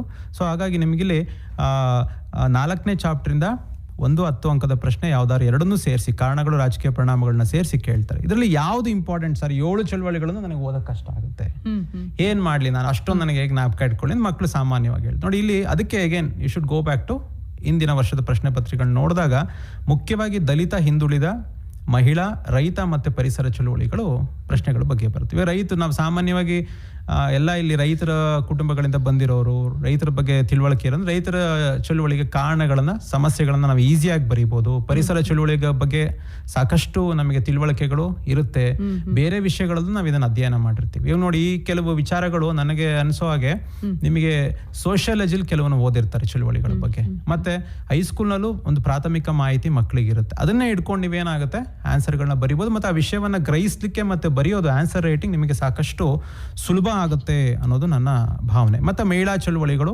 ನೋಡಿ, ಮಹಿಳಾ ಚಳುವಳಿ, ದಲಿತ, ಹಿಂದುಳಿದ ಚಳುವಳಿಗಳು ಇನ್ನೊಂದು ಓದೋದ್ರಿಂದ ಇನ್ನೊಂದು ಅನುಕೂಲ ನಿಮಗೇನು ಅಂತಂದ್ರೆ, ನೆಕ್ಸ್ಟ್ 5ನೇ ಚಾಪ್ಟ್ರಲ್ಲಿ ನಮಗೆ ಮತ್ತೆ ಲಿಂಗಾಧಾರಿತ ಅಸಮಾನತೆಗಳು ಮತ್ತೆ ಜಾತಿಯ ಅಸಮಾನತೆಗಳು ಪ್ರಶ್ನೆಗಳು ಬರುತ್ತವೆ. ಅಲ್ಲೂ ಕೂಡ ಸರಿಸುಮಾರು 2 ಟಾಪಿಕ್ಸ್ಗಳು ಇಂಟರ್ ರಿಲೇಟ್ ಆಗುತ್ತೆ. ಸೊ ಹಾಗಾಗಿ ಯಾವ್ದಾರ ಒಬ್ಬ ವ್ಯಕ್ತಿಗೆ ನಾನು ಎಕ್ಸಾಕ್ಟ್ ಆಗಿ ನಾನು ಓದ್ಕೊಂಡು ಬರೆಯಕ್ಕಾಗಲ್ಲ, ಸ್ವಲ್ಪ ಜನರಲ್ ಆಗಿ ಆನ್ಸರ್ ಮಾಡ್ತೀನಿ ಅನ್ನೋ ಒಬ್ಬ ವಿದ್ಯಾರ್ಥಿ ಈಸಿಯಾಗಿ ಇದನ್ನ ಓದ್ಕೊಂಡ್ರೆ ಅವನಿಗೆ 5ನೇ ಚಾಪ್ಟರ್ಲಿ ಕೆಲವು ಅಂಶಗಳನ್ನ ಅವನು ಈಸಿಯಾಗಿ ಉತ್ತರವನ್ನ ಬರೀಲಿಕ್ಕೆ ಅನುಕೂಲ ಆಗುತ್ತೆ. ಮತ್ತೆ ಈ ಟಾಪಿಕ್ಸ್ಗಳು ಅವ್ರಿಗೆ ಮುಂದೆ ನೀವೇನಾದ್ರೂ ಸ್ಪರ್ಧಾತ್ಮಕ ಪರೀಕ್ಷೆಗಳನ್ನು ಆಸೆಗಳನ್ನ ಅಥವಾ ನಿಮಗೆ ಗುರಿಗಳನ್ನ ಇಟ್ಕೊಂಡಿದ್ರೆ ಅಲ್ಲಿ ಅವರಿಗೆ ಎಸ್ಸೆ ರೈಟಿಂಗ್ ಟೈಮ್ನಲ್ಲಿ ಬಹಳ ಅನುಕೂಲವನ್ನ ಈ ಟಾಪಿಕ್ ಮಾಡಿಕೊಡುತ್ತೆ ಅಂತ ನನ್ನ ಭಾವನೆ. ಸೊ ಹಾಗಾಗಿ ಈ ಯಾವುದಾದ್ರೂ ಒಂದು 3 ರಿಂದ 4 ಚಳುವಳಿಗಳಿಗಾರು ನೀವು ಪ್ರಿಪೇರ್ ಆಗಿ ಹೋಗ್ಬೋದು. ಇಲ್ಲ ನಾನು ಪೂರ್ತಿ ಔಟ್ ಆಫ್ ಔಟ್ ಸ್ಕೋರ್ ಮಾಡ್ತೀನಿ ಅನ್ನೋರು ಎಲ್ಲಾ ಚಳುವಳಿಗಳನ್ನು ಓದಲೇಬೇಕಾಗತ್ತೆ, ಅದರಲ್ಲಿ ಬೇರೆ ಆಯ್ಕೆಗಳು ನಿಮಗಿರಲ್ಲ. ಸೊ ನೆಕ್ಸ್ಟ್ 5ನೇ ಪಾಠಕ್ಕೆ ಬರೋಣ, ಅಧ್ಯಾಯಕ್ಕೆ. ಇದು ರಾಷ್ಟ್ರ ನಿರ್ಮಾಣ ಮತ್ತು ಪ್ರಜಾಸತ್ತೆ ಎದುರಿಸುತ್ತಿರುವ ಸವಾಲುಗಳು. ಅಂದರೆ ಭಾರತದ ಪ್ರಜಾಪ್ರಭುತ್ವ ಏನೆಲ್ಲ ಸವಾಲುಗಳನ್ನ ಎದುರಿಸ್ತಾ ಇದೆ ಅಂತ ಹೇಳಿ ಇಲ್ಲಿ 31 ಅಂಕಗಳಿಗೆ ಬರುತ್ತಿದ್ದು 9 ಚಾಪ್ಟರ್ಗಳಲ್ಲಿ ಅತಿ ಹೆಚ್ಚು ಅಂಕಗಳನ್ನ ಇರುವಂತಹ ಅಲಾಟ್ ಆಗಿರುವಂತಹ ಒಂದು ಪಾಠ ಇದು. ಈ ಪಾಠದಲ್ಲಿ ಹೇಗೆ ನಿಮಗೆ 10 ಅಂಕದ ಒಂದು ಪ್ರಶ್ನೆ, 5 ಅಂಕದ ಸರಿಸುಮಾರು 3, 2 ಅಂಕದ 2 ಮತ್ತು 1 ಅಂಕದ 2 ಪ್ರಶ್ನೆಗಳನ್ನ ನೀವು ನಿರೀಕ್ಷೆ ಮಾಡಬಹುದು. ಒಟ್ಟು 8 ಪ್ರಶ್ನೆಗಳನ್ನ ಮಕ್ಕಳಿಲ್ಲಿ ನಿರೀಕ್ಷೆ ಮಾಡ್ಲಿಕ್ಕೆ, ಹಾಗಾಗಿ ಈ ಪಾಠನ ಓದೋದ್ರಿಂದ ಅವರು ಸ್ಕೋರ್ ಮಾಡಬಹುದು ಮತ್ತೆ ಅನುಕೂಲ. ಬಟ್ ಇದರಲ್ಲಿ ಈ ಚಾಪ್ಟರ್ ನನ್ನ ವೈಯಕ್ತಿಕ ಅಭಿಪ್ರಾಯ ಏನು ಅಂದ್ರೆ, ನೋಡಿ ನಾನು ಕೆಲವು ಚಾಪ್ಟರ್ಗಳಲ್ಲಿ ಹೇಳಿದೆ ಇದೇ ಇಂಪಾರ್ಟೆಂಟ್, ಇದು ಬಂದೇ ಬರುತ್ತೆ ಅನ್ನೋ ಮಟ್ಟಿಗೆ ನಾವು ಹೇಳ್ಬೋದು ಉಪನ್ಯಾಸಕರು. ಬಟ್ ಇಲ್ಲೇನಾಗುತ್ತೆ, ಸ್ವಲ್ಪ ಕಷ್ಟ, ಟಾಪಿಕ್ಸ್ಗಳು ತುಂಬಾ ಜಾಸ್ತಿ ಇದೆ, ತುಂಬಾ ಟಾಪಿಕ್ಸ್ ಇದೆ. ಹಂಗಾಗಿ ದೊಡ್ಡ ಪಾಠ, ಇದರ ಬೋಧನಾ ಅವಧಿನೂ ಕೂಡ ಜಾಸ್ತಿ ಇದೆ. ಹಾಗಾಗಿ ಮಾರ್ಕ್ಸ್ ಅಲಾಟೆಡ್ ಕೂಡ ಆಟೋಮೆಟಿಕಲಿ ಇನ್ಕ್ರೀಸ್ ಆಗಿದೆ. ಬಟ್ ಇದು ಜನರಲ್ ಟಾಪಿಕ್. ನಾನು ಹೇಳಿದ್ರೆ ಒಬ್ಬ ವೇಲಲ್ಲಿ ಬರುತ್ತೆ ನೋಡಿ, ಇವಾಗ ರಾಷ್ಟ್ರ ನಿರ್ಮಾಣದ ಅಗತ್ಯಾಂಶಗಳು ಮತ್ತು ತೊಡಕುಗಳು, ಪರಿಹಾರ. ರಾಷ್ಟ್ರ ನಿರ್ಮಾಣ ಅಂದ್ರೆ ಒಂದು ದೇಶವನ್ನ ಕಟ್ಟುವಂತ ಕೆಲಸ, ದೇಶವನ್ನ ಅಭಿವೃದ್ಧಿಗೊಳಿಸುವಂತ ಕೆಲಸ. ಸೊ ಅದನ್ನ ಮಕ್ಕಳು ಈಸಿಯಾಗಿ ಆ ಪಾಯಿಂಟ್ಸ್ ಗಳನ್ನ ಅರ್ಥ ಮಾಡ್ಕೊಂಡು ಬರೀಲಿಕ್ಕೆ ಸಾಧ್ಯ ಇರುತ್ತೆ. ಇದೊಂದು 10 ಅಥವಾ 5 ಅಂಕಕ್ಕೆ ಕೇಳಬಾರದಂತ ಪ್ರಶ್ನೆ. ಈಗ ಪ್ರಿಪರೇಟರಿ ಆಯ್ತು ಇತ್ತೀಚೆಗೆ, ಹೌದು ಮೇಡಮ್ ಅಲ್ವಾ? ಅದರಲ್ಲಿ ಎಷ್ಟು ಪ್ರಶ್ನೆಗಳು ಬಂದಿದೆ ಈ ಪಾಠದಿಂದ? ಒಂದು 10 ಅಂಕದ ಪ್ರಶ್ನೆಗಳು ಮತ್ತೆ 2 5 ಅಂಕದ ಪ್ರಶ್ನೆಗಳು ಬಂದಿದೆ. ಮತ್ತೆ ಒಂದು ಜನರಲ್ ಲಾಸ್ಟ್ ಇದರಲ್ಲೂ ಕೂಡ ಒಂದು ಪ್ರಶ್ನೆಯನ್ನ ಇಲ್ಲಿಂದ ಕೇಳಲಾಗಿದೆ. ಸಾಮಾನ್ಯ ಏನ್ ತಪ್ಪು ಮಾಡಿದ್ದಾರೆ ಸರ್? ನೀವು ಇವ್ಯಾಲ್ಯೂಯೇಷನ್ ಶುರು ಮಾಡಿದೀವಿ ಮೇಡಮ್, ಸಾಕಷ್ಟು ಮುಗಿಸು ನಾವು ಕೊಟ್ಟಿದೀವಿ. ಇಲ್ಲಿ ಸಾಮಾನ್ಯವಾಗಿ ಮಕ್ಕಳುಗಳು ಇಲ್ಲಿ ಎದುರಿಸೋ ದೊಡ್ಡ ಸಮಸ್ಯೆ ಏನು ರಾಜಶಾಸ್ತ್ರಕ್ಕೆ ಅಂತಂದ್ರೆ, ಅವ್ರಿಗೆ ಆ ವಿವರಣೆಯನ್ನ ಬರೀಬೇಕಾದ್ರೆ ಸಾಕಷ್ಟು ಎಡುತ್ತಾರೆ ಮಕ್ಕಳುಗಳು. ಎಲ್ಲರಿಗೂ ಅಷ್ಟು ಕೆಪಾಸಿಟಿ ಇರಲ್ಲ, ಬರೀತಾರೆ ಪಾಯಿಂಟ್ಸ್ ನ ಬರೀತಾರೆ, ವಿವರಣೆ ಬರೀಬೇಕಾದ್ರೆ ಅವ್ರಿಗೆ ಸರಿಯಾಗಿ ಗೊತ್ತಾಗಲ್ಲ. ಆಮೇಲೆ ಇಲ್ಲಿ ನನ್ನ ಇನ್ನೊಂದೇನು ಸಲಹೆ ಅಂದ್ರೆ, ಆದಷ್ಟು ಇಲ್ಲಿ ಟಾಪಿಕ್ಸು ತುಂಬಾ ಇರೋದ್ರಿಂದ, ವಿಷಯ ತುಂಬಾ ಇರೋದ್ರಿಂದ, ಯಾವುದೇ ಆಗ್ಲಿ ಆರ್ಟ್ಸ್ ಕಲಾ ಮಾಧ್ಯಮದಲ್ಲಿ ಓದುವಂತ ವಿದ್ಯಾರ್ಥಿಗಳು ಆದಷ್ಟು ಬಹ್ಯಾಟ್ ಮಾಡಬಾರ್ದು. ನೇರ ನೀವು ಬಹ್ಯಾಟ್ ಮಾಡಕ್ ಹೋದ್ರೆ ಅಷ್ಟು ವಿಷಯವನ್ನ ಗ್ರಹಿಸ್ಕೊಂಡು ಬರೀಲಿಕ್ಕೆ ಸಾಕಷ್ಟು ಕಷ್ಟ ಆಗುತ್ತೆ. ಕೆಲವು ಮಕ್ಕಳುಗಳು ಬರೆಯೋದನ್ನು ನಾನು ಗಮನಿಸಿದ್ದೀನಿ, ಬರೀತಾರೆ, ಬಟ್ ಅವ್ರು ತುಂಬಾನೇ it needs lots of hard work and patience, ಮತ್ತೆ ಪರ್ಸಿಸ್ಟೆಂಟ್ ಆಗಿ ಅವರು ಅದನ್ನ ಪ್ರಾಕ್ಟೀಸ್ ಕಂಟಿನ್ಯೂಸ್ ಮಾಡ್ತಾನೆ ಇರಬೇಕು, ಮತ್ತೆ ತುಂಬಾನೇ ಎಫರ್ಟ್ ನ ಕೇಳುತ್ತೆ. ಅದಕ್ಕೆ ನನ್ನ ಅಡ್ವೈಸ್ ಏನಂದ್ರೆ, ಆ ಪ್ರತಿಯೊಂದು ವಿಷಯವನ್ನ ಅರ್ಥವನ್ನ ಗ್ರಹಿಸ್ಕೊಂಡು ಅದನ್ನ ಸಾಕಷ್ಟು ತಮ್ಮ ವಾಕ್ಯಗಳಲ್ಲೇ ಬರೀಲಿಕ್ಕೆ ಅವರು ಪ್ರಯತ್ನವನ್ನ ಪಡಬೇಕು. ಅವಾಗ ಏನಾಗುತ್ತೆ, ಸ್ವಲ್ಪ ಸುಲಭ ಆಗುತ್ತೆ ಓದುವ ರೀತಿ. ಮತ್ತೆ ಮುಂದೆನೂ ಕೂಡ ಕೇವಲ ದ್ವಿತೀಯ PUC ಗಳಿಗೆ ಅಷ್ಟೇ ಅಲ್ಲ, ಮುಂದೆನೂ ಕೂಡ ಅವ್ರ ಜೀವನದಲ್ಲಿ ಅದು ಸಾಕಷ್ಟು ಮಟ್ಟಿಗೆ ಅವರಿಗೆ ಸಹಾಯ ಮಾಡಿಕೊಡುತ್ತೆ. ಯಾಕಂದ್ರೆ ಓದು ಅಂತ ಬಂದಾಗ ಕೇವಲ ಅದು ದ್ವಿತೀಯ PUC ಮಾರ್ಕ್ಸ್ ಸಿಗಲ್ಲ, ಮತ್ತೆ ಅದು ದ್ವಿತೀಯ PUC ಗೆ ಸೀಮಿತ ಆಗ್ಬಾರ್ದು. ಅದು ಮುಂದೆ ಕೂಡ ಅವರಿಗೆ ಸಾಕಷ್ಟು ಅನುಕೂಲಗಳನ್ನ ಅವ್ರ ಜೀವನದಲ್ಲಿ ತರಬೇಕು, ಬದಲಾವಣೆಗಳಿಗೆ ಅವಕಾಶ ಮಾಡಿಕೊಡ್ಬೇಕು ಅಂತ ನನ್ನ ಭಾವನೆ. ಕೇಳುಗರಲ್ಲಿ ಒಂದು ಮನವಿ, ಈಗಾಗಲೇ ಅರ್ಧ ಗಂಟೆ ಮುಗಿತಾ ಬಂತು, ಇನ್ನು ಅರ್ಧ ಗಂಟೆ ಸಮಯ ಉಳಿದಿದೆ. ನಿಮ್ಮ ಮಕ್ಕಳ ಪರವಾಗಿ ಪೋಷಕರು ಕೂಡ ಪ್ರಶ್ನೆಗಳನ್ನು ಕೇಳಬಹುದು, ಅಥವಾ ಮಕ್ಕಳು ಕೂಡ ನೇರವಾಗಿ ನಮಗೆ ಫೋನ್ ಮಾಡಿ ಪ್ರಶ್ನೆಗಳನ್ನು ಕೇಳಬಹುದು. 5ನೇ ಚಾಪ್ಟರ್ ನೋಡಿ, ರಾಷ್ಟ್ರ ನಿರ್ಮಾಣ, ಅಸಮಾನತೆ, ಜಾತಿ ಮತ್ತು ಲಿಂಗಾಧಾರಿತ ಅಸಮಾನತೆಗಳು, ಅನಕ್ಷರತೆ ಕಾರಣಗಳು, ಅದು ಪ್ರಜಾಪ್ರಭುತ್ವಕ್ಕೆ ಹೇಗೆ ತೊಡಕಾಗಿದೆ ಮತ್ತು ಅದೇ ಪರಿಹಾರೋಪಾಯಗಳು, ಮತ್ತು ಕೋಮುವಾದ, ಭ್ರಷ್ಟಾಚಾರ, ಭಯೋತ್ಪಾದನೆ ಮತ್ತು ಭ್ರಷ್ಟಾಚಾರಕ್ಕೆ ಬಂದಾಗ ಭ್ರಷ್ಟಾಚಾರದ ವಿಚಾರಕ್ಕೆ ಬಂದಾಗ ಲೋಕಪಾಲ್ ಮತ್ತು ಲೋಕಾಯುಕ್ತ ಸಂಸ್ಥೆಗಳ ಬಗ್ಗೆ ಪ್ರಶ್ನೆಗಳನ್ನ ನೀವು ನಿರೀಕ್ಷೆ ಮಾಡಬಹುದು ಮಕ್ಕಳೇ. ಇಲ್ಲಿ ನೀವು ನೋಡಿಕೊಂಡು ನಿಮ್ಗೆ ಯಾವ್ದು ಅನುಕೂಲ ಆಗುತ್ತೆ ಏನು ಅವನ್ನ ಮತ್ತೆ ಹಳೆಯ ವರ್ಷದ ಪ್ರಶ್ನೆ ಪತ್ರಿಕೆಗಳನ್ನು ನೀವು ಗಮನದಲ್ಲಿ ಇಟ್ಕೊಂಡು ಅಭ್ಯಾಸ ಮಾಡಿದ್ರೆ ನಿಮಗೆ ಅನುಕೂಲ ಆಗುತ್ತೆ. ನೆಕ್ಸ್ಟ್ 6ನೇ ಪಾಠದ ಹೆಸರು ಭಾರತ ರಾಜಕೀಯದ ನೂತನ ಪ್ರವೃತ್ತಿಗಳು ಅಂತೇಳಿ. ಇಲ್ಲಿ ಸರಿಸುಮಾರು 19 ಅಂಕಗಳಿಗೆ ನಿಮಗೆ ಪ್ರಶ್ನೆಯನ್ನು ಕೇಳಲಾಗುತ್ತೆ. ಮುಖ್ಯವಾಗಿ ಇಲ್ಲಿ 5 ಅಂಕದ 2 ಅಥವಾ 3 ಪ್ರಶ್ನೆಗಳು ನಿಮಗೆ ಇಲ್ಲಿಂದ ಬರ್ಬೋದು, ಮತ್ತೆ 2 ಮತ್ತು 1 ಅಂಕದ ಒಂದೊಂದು ಪ್ರಶ್ನೆಗಳನ್ನ ಕೇಳಲಾಗುತ್ತೆ. ಇಲ್ಲಿ ಮೊದಲನೇದು ಸಮ್ಮಿಶ್ರ ವ್ಯವಸ್ಥೆಯ ಗುಣಗಳ್ಯಾವು ಮತ್ತು ಸಮ್ಮಿಶ್ರ ವ್ಯವಸ್ಥೆಯ ಯಾವ ಗುಣಗಳು, ಇದು ಪ್ರತಿ ಬಾರಿ ಕೇಳಲ್ಪಡುವ ಪ್ರಶ್ನೆ. ಅದು ಬಿಟ್ಟರೆ ಅಸ್ಮಿತೆ ರಾಜಕಾರಣಕ್ಕೆ ಸಂಬಂಧಪಟ್ಟ ಹಾಗೆ ಅದರ ಉಗಮ ಮತ್ತು ಅದಕ್ಕೆ ಆಧಾರಗಳು ಯಾವುದು ಅಂತ ಅದನ್ನು ಹೊರತುಪಡಿಸಿದ್ರೆ ಇನ್ನೊಂದೇ ಒಂದು ಪ್ರಶ್ನೆಯಿಂದ ಕೇಳಲಿಕ್ಕೆ ಸಾಧ್ಯ ಇದೆ, ಅದು ಕೇಂದ್ರ ಮತ್ತು ರಾಜ್ಯಗಳ ಸಂಬಂಧದ ಕುರಿತು. ಸೊ ಇಲ್ಲಿ ಯಾವುದಾದ್ರೂ 2 ಪ್ರಶ್ನೆಗಳಿಗೆ ನೀವು ಈಸಿಯಾಗಿ ಉತ್ತರವನ್ನು ಹುಡ್ಕೋಬಹುದು, ಪ್ರಿಪೇರ್ ಆಗ್ಬೋದು. ನೆಕ್ಸ್ಟ್ 7ನೇ ಅಧ್ಯಾಯ ಉದಾರೀಕರಣ, ಖಾಸಗೀಕರಣ ಮತ್ತು ಜಾಗತೀಕರಣ. ನೋಡಿ ಎಲ್ಲಿ ಈಗೇನು ಮತ್ತೆ ಇದು ಸಮಕಾಲೀನ ರಾಜಕೀಯ ವಿದ್ಯಮಾನಗಳು ಇದರ ಟೈಟಲ್. ಇದರಲ್ಲಿ ಉದಾರೀಕರಣ, ಖಾಸಗೀಕರಣ, ಜಾಗತೀಕರಣದ ಬಗ್ಗೆ ನಿಮಗೆ ವಿಷಯವನ್ನು ನಿಮಗೆ ಪಠ್ಯದಲ್ಲಿ ನಿಮಗೆ ತಿಳುವಳಿಕೆಯನ್ನು ಮೂಡಿಸಿರ್ತಾರೆ. ಸೊ ಈ ಸಮಕಾಲೀನ ರಾಜಕೀಯ ವಿದ್ಯಮಾನಗಳು 22 ಅಂಕಗಳಿಗೆ ನಿಮಗೆ ಪ್ರಶ್ನೆಗಳನ್ನ ಕೇಳಲಾಗುತ್ತೆ. ಇಲ್ಲಿ ನೋಡಿ, ಈ ಉದಾರೀಕರಣ, ಖಾಸಗೀಕರಣ, ಜಾಗತೀಕರಣನ ನೀವು ಆಲ್ರೆಡಿ ಸ್ವಲ್ಪ ಅರ್ಥಶಾಸ್ತ್ರದಲ್ಲೂ ಓದಿರ್ತಾರೆ, ಅದ್ರ ಬಗ್ಗೆ ಪ್ರಸ್ತಾಪ ಆಗಿರುತ್ತೆ. ಸೊ ಅಲ್ಲಿ ನಾವು ಅರ್ಥಶಾಸ್ತ್ರೀಯ ದೃಷ್ಟಿಕೋನದಲ್ಲಿ ನಾವು ಅಧ್ಯಯನ ಮಾಡಿರ್ತಾರೆ ಮಕ್ಕಳು. ಇಲ್ಲಿ ನಾವು ರಾಜಕೀಯ ದೃಷ್ಟಿಕೋನ ಸ್ವಲ್ಪ ಕೊಟ್ಟಿರ್ತೀವಿ. ಇಲ್ಲಿ ಓದ್ರಿಂದ ಅನುಕೂಲ ಏನು ಅಂದ್ರೆ ನಿಮಗೆ ಈ ಟಾಪಿಕ್ ಇಂದಲೇ 1 10 ಅಂಕದ ಪ್ರಶ್ನೆ, 1 5 ಅಂಕದ ಪ್ರಶ್ನೆ, ಮತ್ತೆ ಒಂದು ಯಾವ್ದಾದ್ರು ಅರ್ಥವನ್ನ ಕೇಳಿದಾಗ ಉದಾರೀಕರಣ ಎಂದರೇನು, ಖಾಸಗೀಕರಣ ಎಂದರೇನು ಅಂತ ಕೇಳಿದಾಗ 2 ಅಂಕದ ಪ್ರಶ್ನೆಗಳು ಬಂದ್ರೆ ಸರಿಸುಮಾರು 17 ಅಂಕಕ್ಕೆ ನೀವು ಈ 3 ಟಾಪಿಕ್ಸ್ ಇಂದನೇ ನೀವು ಈಸಿಯಾಗಿ ಉತ್ತರವನ್ನ ಬರೀಬಹುದು. ಪ್ರತಿ ಪ್ರಶ್ನೆ ಪತ್ರಿಕೆಗಳು ಹೀಗೆ ಬಂದಿದೆ, ಪ್ರಿಪರೇಟರಿ ಎಕ್ಸಾಮ್ಸ್ ಅಲ್ಲೂ ಕೂಡ ಇದನ್ನ ಹೀಗೆ ಕೇಳ್ತಾರೆ. ಹಾಗಾಗಿ ಇದನ್ನ ಯಾರಿಗೆ ನನಗೆ ಸುಲಭ ಆಗುತ್ತೆ, ಉದಾರೀಕರಣ, ಖಾಸಗೀಕರಣ, ಜಾಗತೀಕರಣ ಓದ್ತೀನಿ, ಈಸಿ ಆಗುತ್ತೆ, ಮತ್ತೆ ಇದರಲ್ಲೂ ಕೆಲವು ಪಾಯಿಂಟ್ಸ್ಗಳು ಸ್ವಲ್ಪ ಓವರ್ಲ್ಯಾಪ್ ಆಗಿರುತ್ತೆ. ಸೊ ಹಂಗಾಗಿ ಜನರಲ್ ಆಗು ಕೂಡ ನೀವು ಇದನ್ನ ಆನ್ಸರ್ ಮಾಡ್ಲಿಕ್ಕೆ ಪ್ರಯತ್ನವನ್ನ ಪಡ್ಬೋದು. ಹಾಗಾಗಿ ಇದನ್ನು ಓದ್ಕೊಳ್ಳಿ ಅಂತ ನಾನು ನಿಮಗೆ ಸಲಹೆಯನ್ನು ಕೊಡ್ತೀನಿ. ನಿಮಗೆ ಉದಾರೀಕರಣ, ಖಾಸಗೀಕರಣ, ಜಾಗತೀಕರಣ ಇಷ್ಟ ಆದರೆ ಅಲ್ಲಿಗೆ ನಿಮಗೆ 17 ಅಂಕಗಳು, 3 ಟಾಪಿಕ್ ಓದೋದ್ರಿಂದ ನಿಮಗೆ 17 ಅಂಕಗಳಿಗೆ ನೀವು ಉತ್ತರಿಸಲಿಕ್ಕೆ, ಅದು ಲಭಿಸಲಿಕ್ಕೆ ಪೂರ್ಣ ಪ್ರಮಾಣದಲ್ಲಿ ಸಾಧ್ಯ ಆಗುತ್ತೆ ಮಕ್ಕಳೇ. ಹಾಗಾಗಿ ಇದ್ರ ಕಡೆ ಹೆಚ್ಚಿನ ಒತ್ತನ್ನು ಕೊಡಿ. ನೆಕ್ಸ್ಟ್ ಅದು ಬಿಟ್ಟರೆ 8ನೇ ಅಧ್ಯಾಯ ಅಂತಾರಾಷ್ಟ್ರೀಯ ಸಂಬಂಧಗಳು ಮತ್ತು ವ್ಯವಸ್ಥೆ. ಇಲ್ಲಿ 26 ಅಂಕಕ್ಕೆ ಪ್ರಶ್ನೆಗಳನ್ನ ಕೇಳಲಾಗುತ್ತೆ. ಮುಖ್ಯವಾಗಿ ಅಂತಾರಾಷ್ಟ್ರೀಯ ಸಂಬಂಧಗಳ ಪರಿಕಲ್ಪನೆ, ವಿಶ್ವಸಂಸ್ಥೆಯ ಅಂಗಗಳು, ವಿಶ್ವಸಂಸ್ಥೆಯ ಗುರಿ ಮತ್ತು ಉದ್ದೇಶಗಳು, ಭಾರತ ಮತ್ತು ಸಾರ್ಕ್ ನಡುವಿನ ಸಂಬಂಧಗಳು ಅಥವಾ ಭಾರತ ಮತ್ತು ಬ್ರಿಕ್ಸ್ ನಡುವಿನ ಸಂಬಂಧಗಳ ಬಗ್ಗೆ 5 ಅಂಕದ ಪ್ರಶ್ನೆಗಳನ್ನ ಕೇಳಲಾಗುತ್ತೆ. ಇಲ್ಲಿ 10 ಅಂಕದ ಪ್ರಶ್ನೆಗಳು ಕೇಳಲಿಕ್ಕೂ ಅವಕಾಶ ಇರುತ್ತೆ, ಬಟ್ ಸಾಮಾನ್ಯವಾಗಿ 5 ಮತ್ತೆ ಅಂಕದ ಪ್ರಶ್ನೆಗಳು, 3 ರಿಂದ 4 ಪ್ರಶ್ನೆ, 2 ಅಂಕದ 1 ಅಂಕದ 1 ಪ್ರಶ್ನೆಗಳನ್ನ ಇಲ್ಲಿ ಕೇಳಲಿಕ್ಕೆ ಅವಕಾಶ ಇರುತ್ತೆ. ನೆಕ್ಸ್ಟ್ ಕೊನೆಯ ಅಧ್ಯಾಯ ಭಾರತದ ವಿದೇಶಾಂಗ ನೀತಿ. ಈ ಭಾರತದ ವಿದೇಶಾಂಗ ನೀತಿಗೆ ಬಂದಾಗ 5 ಅಂಕದ 10 ಅಂಕದ ಪ್ರಶ್ನೆ ಬರುತ್ತೆ, 5 ಅಂಕದ 2 ಪ್ರಶ್ನೆಗಳಿರ್ತವೆ, 2 ಮತ್ತು 1 ಅಂಕದ ಒಂದೊಂದು ಪ್ರಶ್ನೆಗಳನ್ನ ಸಾಮಾನ್ಯವಾಗಿ ಕೇಳ್ತಾರೆ. ಸೊ ಇಲ್ಲಿ 10 ಅಂಕದ ಪ್ರಶ್ನೆ ಭಾರತದ ವಿದೇಶಾಂಗ ನೀತಿಯ ಪ್ರಾಮುಖ್ಯತೆ ಭಾರತದ ವಿದೇಶಾಂಗ ನೀತಿಯ ಮೂಲ ತತ್ವಗಳನ್ನು ವಿವರಿಸಿ ಅಂತ ಹೇಳಿ 10 ಅಂಕದ ಪ್ರಶ್ನೆಯನ್ನು ನಿಮಗೆ ಇಲ್ಲಿ ಕೇಳಲಾಗುತ್ತೆ. ಅದು ಬಿಟ್ಟರೆ ಭಾರತ ಮತ್ತು ಇತರ ದೇಶಗಳ ನಡುವಿನ ಸಂಬಂಧ, America, Russia, China, Pakistan, Bangla ಮತ್ತು ಶ್ರೀಲಂಕಾ ದೇಶಗಳ ಸಂಬಂಧಗಳನ್ನು ವಿವರಿಸಿ ಯಾವುದಾದ್ರು ಒಂದು ದೇಶದ್ದು ಕೇಳ್ತಾರೆ, ಅದನ್ನು ನೀವು ಬರೀಬಹುದು. ಭಾರತದ ವಿದೇಶಾಂಗ ನೀತಿಯ ಮೂಲ ತತ್ವಗಳನ್ನ ಈಸಿಯಾಗಿ ಬರೀಲಿಕ್ಕೆ ಸಾಧ್ಯ ಇರುತ್ತೆ. ಮತ್ತು ಇದರಲ್ಲಿ ನ್ಯಾಮ್ ಬಗ್ಗೆ, ಆಲಿಪ್ತ ನೀತಿಯ ಬಗ್ಗೆ ಬರುತ್ತೆ, ಮತ್ತು ಪಂಚಶೀಲ ತತ್ವಗಳ ಬಗ್ಗೆ ಬರುತ್ತೆ. ಅವೆರಡೂ ಕೂಡ 5 ಅಂಕಗಳಿಗೂ ಕೂಡ ಕೇಳಲಿಕ್ಕೆ ಸಾಧ್ಯ ಇರೋದ್ರಿಂದ ನಿಮಗೆ ಇಲ್ಲಿ 10 ಅಂಕದ ಪ್ರಶ್ನೆಗೆ ಪ್ರಿಪೇರ್ ಆದರೆ ಇಲ್ಲಿ 5 ಅಂಕದ ಪ್ರಶ್ನೆಗಳಿಗೂ ಉತ್ತರಿಸಲಿಕ್ಕೆ, ಮತ್ತೆ 1 ಮತ್ತು 2 ಅಂಕದ ಪ್ರಶ್ನೆಗಳಿಗೂ ಉತ್ತರಿಸಲಿಕ್ಕೆ ಈಸಿ ಆಗುತ್ತೆ. ಅದು ಬಿಟ್ಟರೆ 5 ಅಂಕದ ಪ್ರಶ್ನೆಗಳಲ್ಲಿ ಭಾರತದ ವಿದೇಶಾಂಗ ನೀತಿಯ ಪ್ರಾಮುಖ್ಯತೆ, ಭಾರತದ ಅಲಿಪ್ತ ನೀತಿಯ ಕುರಿತು ಬರೆಯಿರಿ, ಜೊತೆಗೆ ಪಂಚಶೀಲ ತತ್ವಗಳನ್ನು ವಿವರಿಸಿ ಎನ್ನುವ ಪ್ರಶ್ನೆಗಳನ್ನು ಬರ್ತಾವೆ ಮಕ್ಕಳೇ. ನಾನು ಈ ಪ್ರಶ್ನೆಗಳನ್ನು ಸ್ವಲ್ಪ ವೇಗವಾಗಿ ಹೇಳಿದ್ದೀನಿ. ಈ ಪ್ರಶ್ನೆಗಳು ಸಾಕಷ್ಟು ಬಾರಿ ನಿಮ್ಮ ಶಾಲೆಯಲ್ಲೂ ಕೂಡ ನಿಮ್ಮ ಉಪನ್ಯಾಸಕರು ನಿಮಗೆಲ್ಲ ಅದ್ರ ಬಗ್ಗೆ ತಿಳುವಳಿಕೆಯನ್ನು ಮೂಡಿಸಿರ್ತಾರೆ, ನಿಮಗೂ ಕೂಡ ಗೊತ್ತಿರುತ್ತೆ. ಅದರಲ್ಲಿ ನಿಮಗೆ ಯಾವುದು ಸೂಕ್ತ ಅನ್ನತ್ತೆ, ಯಾವುದು ನನಗೆ ಈಸಿ ಅನಿಸುತ್ತೆ ಅಂಥ ಪ್ರಶ್ನೆಗಳನ್ನು ಆಯ್ಕೆ ಮಾಡಿಕೊಂಡು ನೀವು ಓದಬಹುದು. ಬ್ಲೂ ಪ್ರಿಂಟ್ನ ಎಲ್ಲ ಏನು ಮಾಡಲ್ ಪೇಪರ್ನ ನಮ್ಗೆ ಆಲ್ರೆಡಿ ಮಾದರಿ ಪ್ರಶ್ನೆ ಪತ್ರಿಕೆಯನ್ನು ನಮ್ಮ ಇಲಾಖೆ ನಮಗೆ ಪ್ರೊವೈಡ್ ಮಾಡಿದೆ. ಅಲ್ಲಿ ಬ್ಲೂ ಪ್ರಿಂಟ್ ಕೂಡ ಲಭ್ಯ ಇದೆ. ಅದನ್ನು ನೋಡಿಕೊಂಡು ನೀವು ಪ್ರಿಪೇರ್ ಆಗಲಿಕ್ಕೆ ನೀವು ಮುನ್ನುಡಿಯನ್ನು ಬರಿಬೋದು ಅಂತ ಹೇಳಿ ಅಥವಾ ಮುನ್ನಡಿಯನ್ನು ಇಡ್ಬೋದು ಅಂತ ಹೇಳಿ ನಾನು ನಿಮಗೆ ಹೇಳ್ತೀನಿ. ಈಗ ಸರ್, ಈಗ ನಾವು ಎವರೇಜ್ ಸ್ಟೂಡೆಂಟ್ಸ್ ಇರ್ತಾರಲ್ಲ ಅವರು ಮತ್ತೆ 100ಕ್ಕೆ 100 ತೆಗಿಯೋರು ಅವ್ರದ್ದು 2 ಕ್ಯಾಟಗರಿ ಮಾಡ್ಕೊಳ್ಳೋಣ.